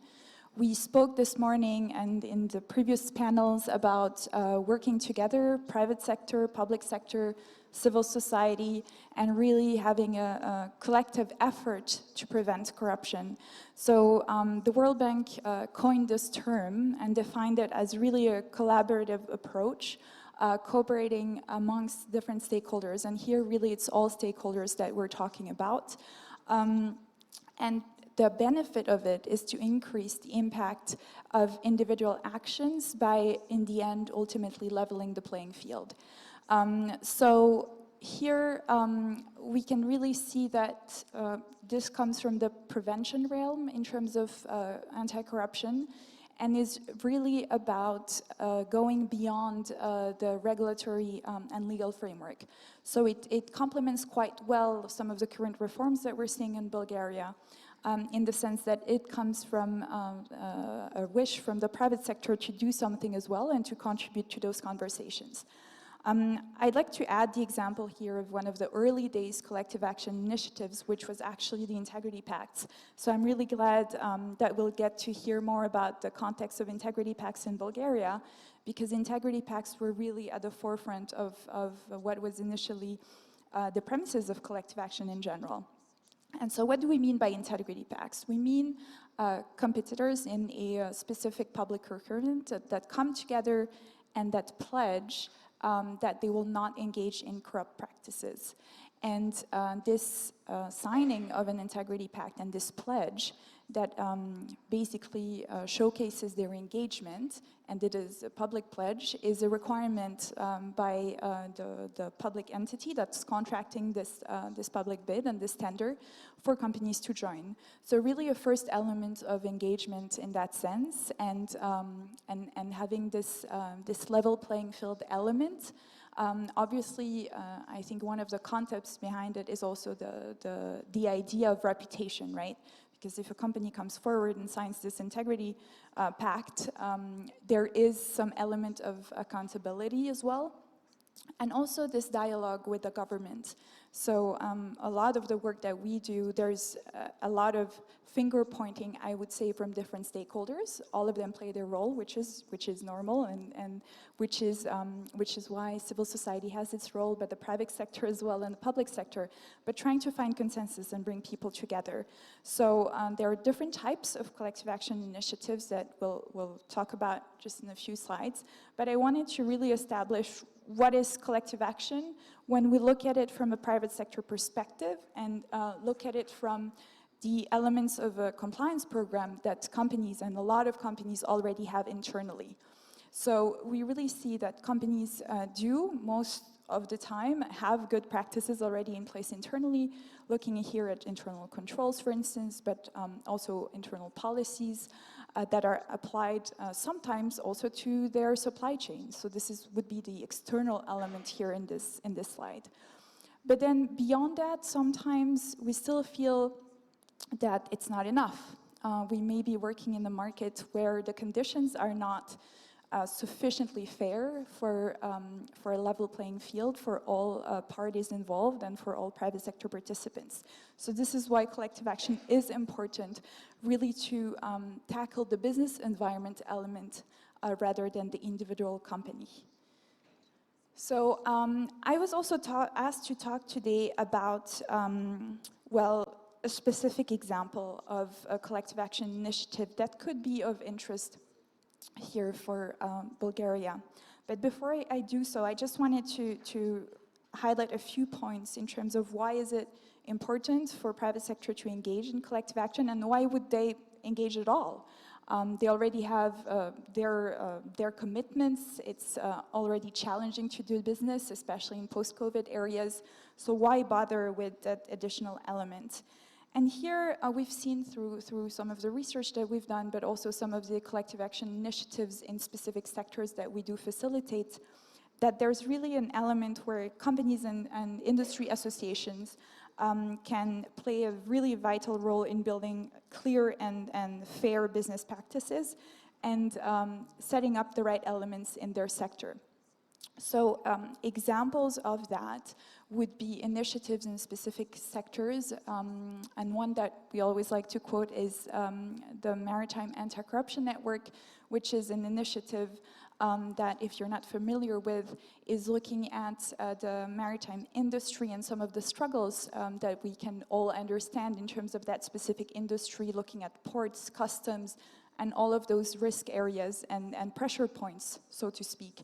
And so they've established in different countries where they collect data from ship captains that enter those ports and use that data that's anonymized to then work with the government to change policies and to give them hard evidence of those corruption situations that are happening. I think a lot of the time, and we're talking earlier in the previous panel as well, of how do we measure progress, how do we measure things, and I think this is one very important element of collective action initiatives, is that it also gives that element of measurability, trying to understand with concrete and hard evidence the changes of these interventions. Really looking at going beyond the regulatory compliance, so looking at this from a sector perspective.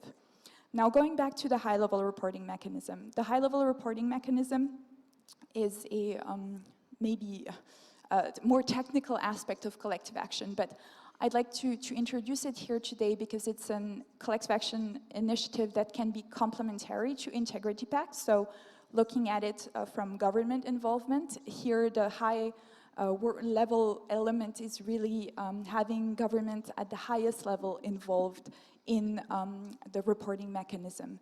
It's a reporting channel that's not a whistleblowing channel, it's independent. It then reports to a committee of experts that are appointed. It's an ad hoc procedure that is looking at a specific tender process in public procurement. And the idea behind it is to receive and quickly assess and resolve issues raised by companies. I'd like to share an example here when we mean quickly. Quickly means usually in previous countries where this has been implemented, 48 to 72 hours. We all know that in public procurement, time is of the essence. And usually when complaints are raised, when very long legal battles emerge, it can cause tremendous delays. Also costs a lot to different stakeholders, the private sector, but also the government. And really, the idea here is to look at a prompt resolution in terms of finding either a way to remove the people who are involved from the process itself or change some of the technical requirements. So in the specific case of Colombia, for instance, where we had a high-level reporting mechanism implemented in conjunction to an integrity pact, There were technical requirements of a tunnel that was constructed that was contested by some of the competition, saying that it was most likely a form of collusion favoring one actor in the market over the other. And the high-level reporting mechanism was used. The report was submitted by the competition, saying that they believe that there is possibly assumptions of collusion here. Can this please be reviewed? And within 72 hours, the committee of experts reviewed the submission and found out, in fact, that the technical requirements were indeed favoring one company over the other. Now, what's quite important to note is it's not an enforcement tool, it's also not an investigations tool. So the idea here was to say, well, okay, we will change the technical requirements, and the infrastructure administration that was in charge of those did change them and proceeded with the tender. So here, if the mechanism ends, and the legal proceedings can also be used, but it's beyond and outside of the mechanism. So really not looking for culprits in a way, but really trying to find a prompt resolution. And ultimately, this is a solution that is customizable depending on the needs in the 10 countries, but also depending on the laws and the legal and regulatory frameworks already in place. So I'll leave it at that for now, but I really invite you to visit our B20 Collective Action Hub that lists all of the collective action initiatives for examples and reference. Thank you. Thank you, Vanessa. I like what you said. I want to stress like a couple of things that I wrote, and that is that it's not an enforcement mechanism or an investigation mechanism. And also it leads to quickly resolving issues. And I know that we have representatives of the business sector here, and then every minute is money in a way. So if there is a way not to entangle oneself into an enforcement mechanism or an investigative process, but to quickly do anything, I think they would agree that this could be a good mechanism if it helps to resolve issues before they ever get to the point of an enforcement or investigation. Thank you for that overview. So I will move now to our next panelist. Hendrik, if you would please take us to a few more concrete examples through the work that you do with OECD, please. Thank you very much, Renee, and thank you for everyone being here and giving me the chance to present one of the examples of collective action in Southeast Europe and how it is implemented, by the way, in partnership with the Basel Institute for Governance, a very important partner for us. So allow me in the next 15 minutes to explain briefly the scope of the project, then illustrate some key activities, key achievements, and also maybe then in the questions and answers, if you'd like, we can also discuss in what way the different elements apply to Bulgaria. Just as a heads up, we're working on the 3 countries in Southeast Europe, Bosnia and Herzegovina, Croatia, and Serbia. If I think about the example or the project that is implemented in a context that is most similar to the one here in Bulgaria, that is certainly Croatia, and for a number of reasons, but I'll come back to that. So we, the OECD, but also a huge amount of stakeholders from the public, the private sector, academia, and civil society, are implementing in their 3 countries a project in support of fair market conditions in order to improve the competitiveness of the 3 countries I mentioned, Bosnia and Herzegovina, Croatia, and Serbia. The project donor is the Siemens Integrity Initiative, thanks to whom this work is possible. And in the project, we're focusing on a number of activities that can be summarized under raising awareness, building capacity, promoting international standards, guidelines on anti-corruption, and so on. And then also making sure things are implemented, recommendations are implemented, and we'll come back to that. We're now 3 years into the project, and the project will continue until the summer of next year, but it's also a good opportunity to take stock and look at what activities were done and what are some of the key achievements. And you see that on this slide here. When it comes to developing tailor-made policy recommendations, the collective action community in the 3 countries work together to develop 3 detailed country profiles. Here, the main bottlenecks to a level playing field to fair competition were analyzed. And then it was also discussed what are the policy tools or frameworks that can be implemented to address these. Similarly, the collective action community has also developed 12 policy briefs for priority areas for reform, and then a lot of activities also focus on capacity building. So, for example, we made sure that policymakers or civil society or businesses have access to relevant workshops. We at the OECD organize hundreds of workshops every year. Dozens of them focus on anti-corruption or integrity issues. There is also a lot of space for exchange of good practices between different world regions, and therefore by allowing policymakers or other stakeholders from the project to participate in these meetings and to exchange with peers, a lot of progress was made in discussing how implementation can occur. Then very importantly, we have also been working with academia, with 9 pilot universities across the 3 countries analyzed. The aim here is to build awareness, sensitivity about integrity and corruption-related issues, because we understand only too well that the students of today will be the business and the political leaders of tomorrow.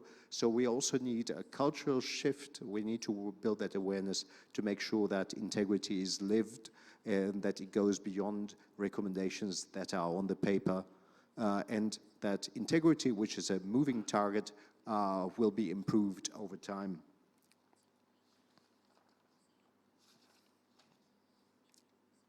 Here you have a glimpse of the collective action community. You can see it's a very active one. During the COVID period, we had the challenge, of course, to mobilize, get people together. So we met online, had dozens of workshops and trainings and collective action meetings to define the work priorities. Then later, last year, we were actually able to meet for the first time in the 3 capital cities, and that was also very important in order to rise the level of engagement, but also to access some of the information that is a bit more sensitive, that people are a bit less eager to share online or via the phone. So that was also very important to tailor some of the policy recommendations. Very importantly, also last year, we were able to meet policymakers to test some of the draft policy recommendations and ask which are the ones that that you see most relevant. Do you have some of them defined already in national action plans? So we went then back and looked how key elements could be integrated into these, or laws could be improved in order to improve also then implementation. I should mention in this context that we're very happy to see a whistleblower protection law and a lobby register being improved and established in Croatia. That's a big achievement, very important one. Then there's a law on asset declaration in Serbia that we saw implemented that emerged from the project, and then a law on public procurement in Bosnia and Herzegovina that was under elaboration, but also key elements were taken into account. So this combination of changes in the policy frameworks, but then also engagement in the society through a collective action approach, that is really key. Now, until summer of next year, we're going to focus a lot on capacity building. You see the key activities here. We'll engage, for example, with SOE compliance officers to create awareness. We're going to draft a manual, make it very easy for them to follow the advice. To build capacity, we're going to engage on establishing a business ombudsman, establishing improved practices for the business ombudsman. Our aim is also to engage with the Basel Institute in Croatia to evaluate the potential to engage the high-level reporting mechanism. There might be projects also that are suitable for that, and we see that as a very important initiative. So this is really, in a nutshell, what the project is about.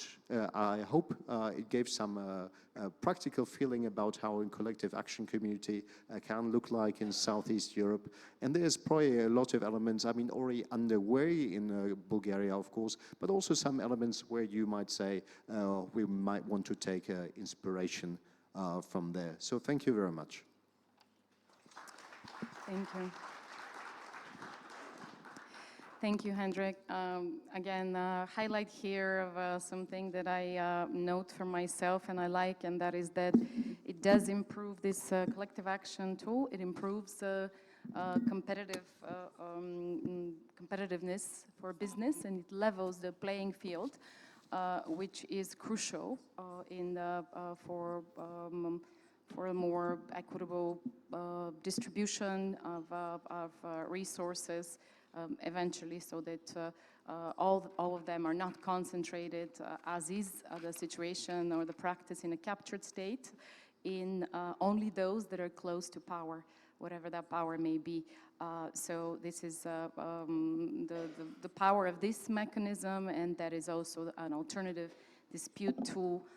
And it was also, I like that you mentioned that integrity is a moving target, and we hear that time and time again. So we will not revolutionize this anti-corruption struggle overnight through this, but it is a moving target, and it gets us closer to our aim eventually. So thank you.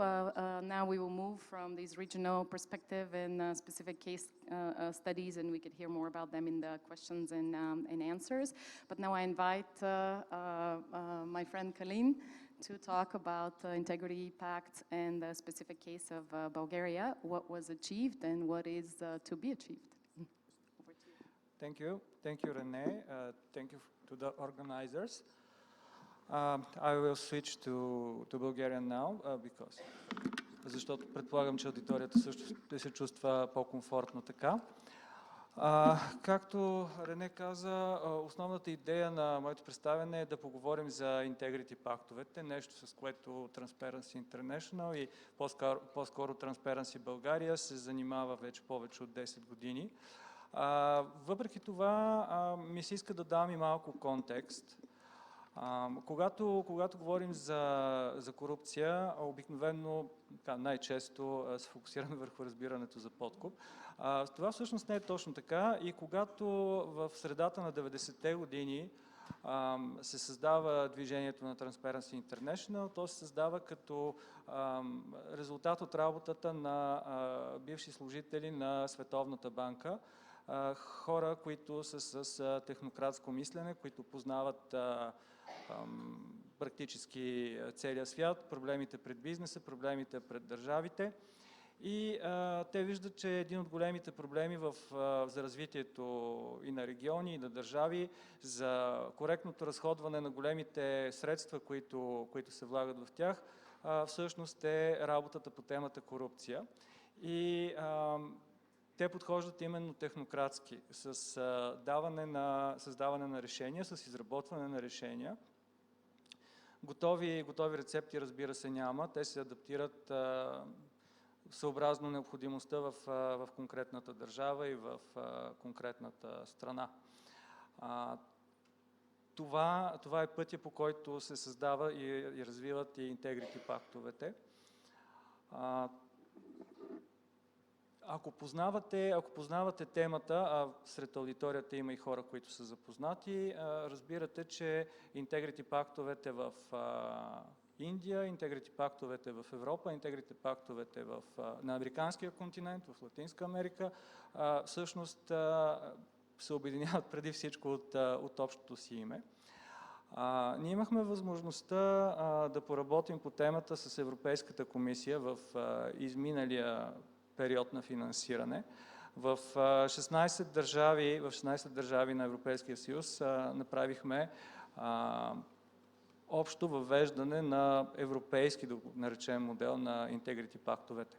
Но за това ще поговорим малко по-нататък. Искам и се да погледнем каква е специфичната среда в България сега, защото именно говорим за българските интегрити пактове.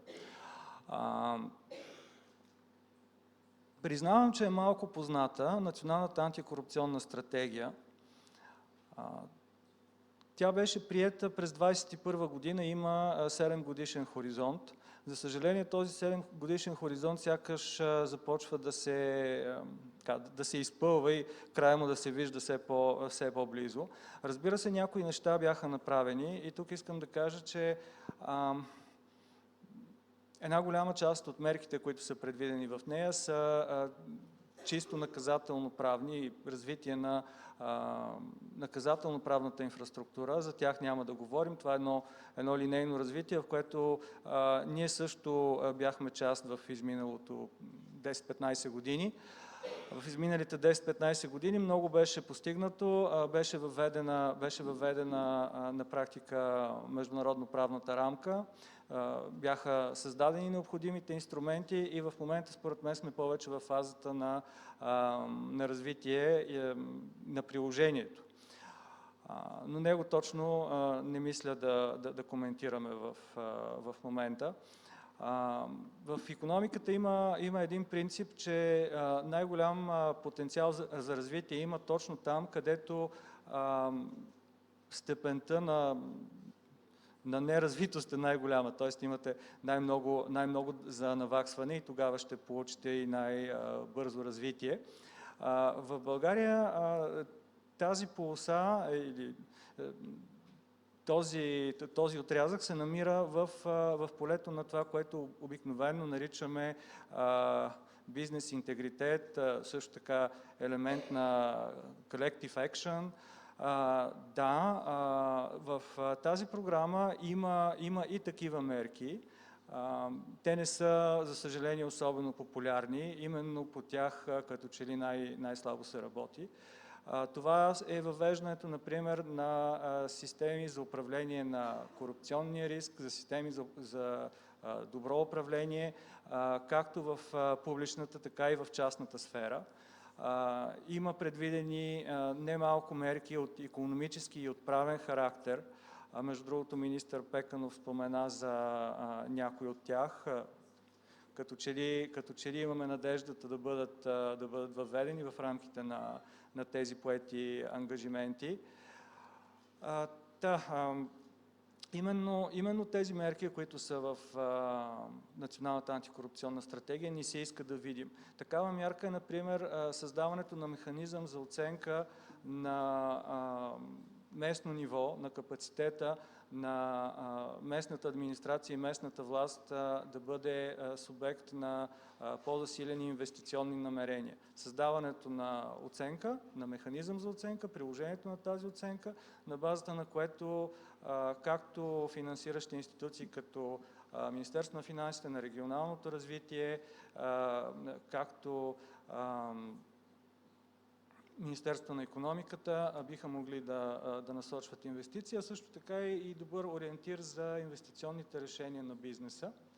Така че тези мерки ни се иска да видим, те предстоят и ние активно съдействаме за тях.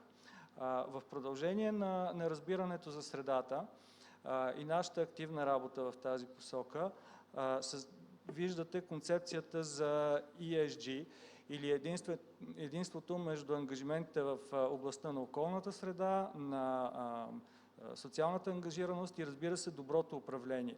Именно механизмите на доброто управление са пътя, по който вярваме, че най-бързо и най-добре ще се подобри и антикорупционната среда. Виждате елементите на екрана, виждате част от елементите, които включва разбирането за good governance. Всичко това са мерки, които спомагат за избягването на корупционното поведение. В този контекст ние търсим и търсихме съмишленици и продължаваме да ги търсим. Създадохме Business Integrity Club, в който участват и част от присъстващите, например Швейцарската търговска камара. Понеже виждам, че и времето напредва, ще направя една новина анонс и ще продължа към Integrity пактовете.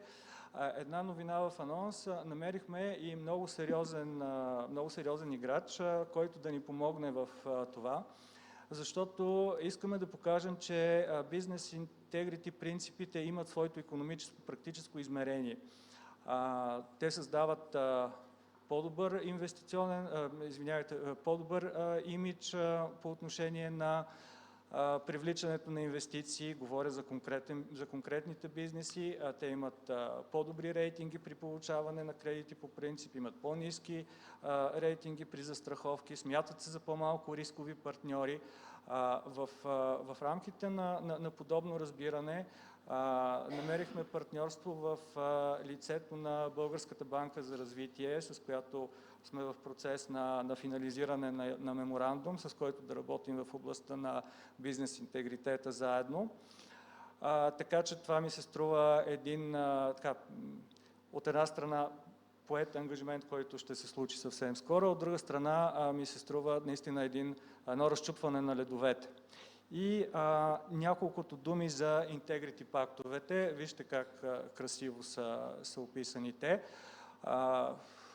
Водят ни към едно светло бъдеще. Интегрити пактовете са добър инструмент действително за повишаване на прозрачността и отчетността при взаимодействието на трима основни играчи. На възложителя, на изпълнителя в лицето на конкретен бизнес и на неправителствена организация, която прави активен мониторинг. С помощта на тези интегрити пактове мога да посоча две български добри постижения. Една от големите ни магистрали с редуцирана 2 пъти цена, въпреки че всички знаем, че има недостатъци при нашите магистрали, но поне цената беше редуцирана двойно. Спомняте си, това беше прословутата царска концесия, която можеше да направи пътуването до Пловдив, и след това до Бургас, платено за всички нас. Друг голям успех беше и в момента тунелът Железница.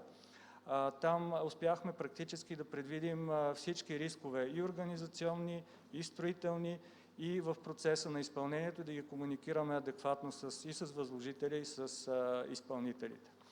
И последно, надявам се да не влизаме съвсем в невъзможността във времето, но искам да обърна внимание, че интегрити пактовете, между другото, много добре работят с този high-level reporting механизм, защото всъщност идеята е, че възложителя получава още един канал за информация за това какво се случва и с обществената поръчка, и с процеса на изпълнението. Нещо, което често виждаме като дефицит. Малко е парадоксално, но твърде строгата регулация на обществените поръчки води до ситуация, в която възложител и изпълнител, вече започнали да работят по даден проект, са много смутени да разговарят пряко и открито. В този смисъл те се нуждаят от платформа, на която това за да бъдат, разбира се, обвинени в някакви задкулисни действия с меркантилна цел. Затова се нуждаят от платформа, на която да разговарят. В нашата практика и опит, де-факто, ние от мониторираща страна сме се превръщали и в медиираща страна.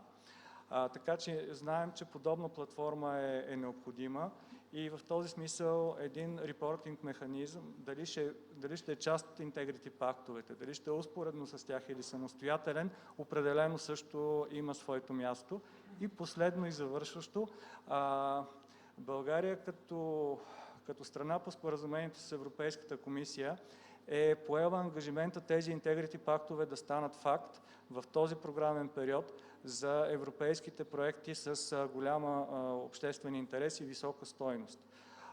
Това, което разбираме, че така, държавата поема като ангажимент, е да направи този механизъм работещ, защото освен ангажимент трябва и една много малка законодателна част, която да се случи. Благодаря ви, оставаме отворени за въпроси. Thank you. Thank you. Thank you for giving us practical examples of how this mechanism works and for also exemplifying one more time concretely this deliverable of this collaboration between your organization and a state institution or, well, in this case, actually the Bank for Reconstruction and Development in Bulgaria as another example of collaboration between state and non-state actors that hopefully can lead to results that we can, to deliverables that can be presented as a success story in following similar summits. I would like to now invite, because we only have 8 or so minutes left, I would like to invite the audience to ask some questions to our panelists. I see we still have people who are quite awake in this audience before the coffee pause, so I urge you to speak up and ask some questions. I see representatives from the business sector here, others, colleagues from the region.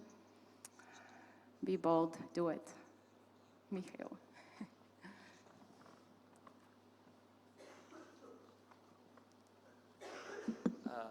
Thank you very much for the presentation. I'm really impressed about how the high-level reporting mechanism can be used to foster the fighting the corruption. And I just would like to mention just one question about the sustainability. Always this requires non-state partner. How we can address this issue? And what are the mechanisms to support the civil society to actively participate whatever reporting mechanism or integrity pacts? This is something which need to I think I would like to hear more about this, how we can address. And my second question is about the involvement of academia in this process, like we discussed with our presenter from the OECD. I noticed that there is part of the project you mentioned about the legal clinics. How you see the possibility of replication of this legal clinics project, and what is the result out of this project? I will be much more interested to learn more about this. Sure. So on the question about the high-level reporting mechanism, I mean, the mechanism is defined so it can be owned by the government that uses it. So the intervention in the case of, I mean, it's a mechanism that was jointly developed actually by Transparency International, the OECD, and the Basel Institute. And our efforts are only to provide the technical assistance to set it up, but we are not the ones then managing the mechanism itself. So there's a very strong element of creating a system that can stand the test of time and stand on its own, and that can be fully owned by the country that sets it up. And to your second part about the role of civil society, so we don't have much time here, but you know, the group of experts that I was mentioning includes representatives from civil society. So it's really a multi-stakeholder approach that includes not only technical experts in terms of, you know, engineering, if we're looking at public procurement of roads, for instance, but also public procurement experts, because they're also needed in those cases, but also civil society as part of that. So it's really bringing experts from all of those different spheres together. Thank you. So I'll be happy to respond to the second question on the work with academia in support of fair market conditions. So we're working with 9 pilot universities in the 3 countries, University of Kragujevac in Serbia, Belgrade. We're also working in Bosnia with the University of Banja Luka, with Tuzla, with Sarajevo in Mostar. And then in Croatia with Zagreb, Rijeka, and Split, University of Split. And our aim here is to train academics, to make them aware about the importance of working with the students, sensibilizing them about anti-corruption issues and integrity, and also allowing them to exchange in trainings with the universities from other countries, so that they get inspiration on how to update curricula. And this is what we have done in 3 academia trainings until now, and we are seeing the impact in the sense that most of the partner universities are introducing or have introduced courses on integrity or public integrity. And I mean, it's a lengthy process. Usually the Ministry of Education needs to approve that new course. But in several countries, in Bosnia and Herzegovina and Serbia, this has already happened. So in spring of this year, there were 2 universities where such courses of in public integrity have been offered to students. Then you mentioned, sorry, you asked about the legal clinic practice. So that is also something that we see as very useful for students to create their awareness about integrity and to learn about, well, basically anti-corruption cases, how these are dealt with, to be familiar with the laws. And the University of Belgrade is one example where such a legal clinic has been established for a longer time. So we have also organized peer learning exchanges between the University of Belgrade and the other partner universities in the region, but also inviting others to speak about the requirements of establishing such a legal clinics. And several universities now in the region are in the process of setting up a legal clinic. The University of Banja Luka, for example, but also the University of Rijeka is taking efforts in that regard. Thank you. I think we're out of time. I don't think we have a... Ruslan, do we have time for another question? Probably not.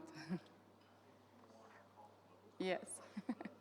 Yes, the questions. We'll take the questions to the coffee pausa. So I would like to, again, thank you all for participating to this panel, for joining this forum, this global forum.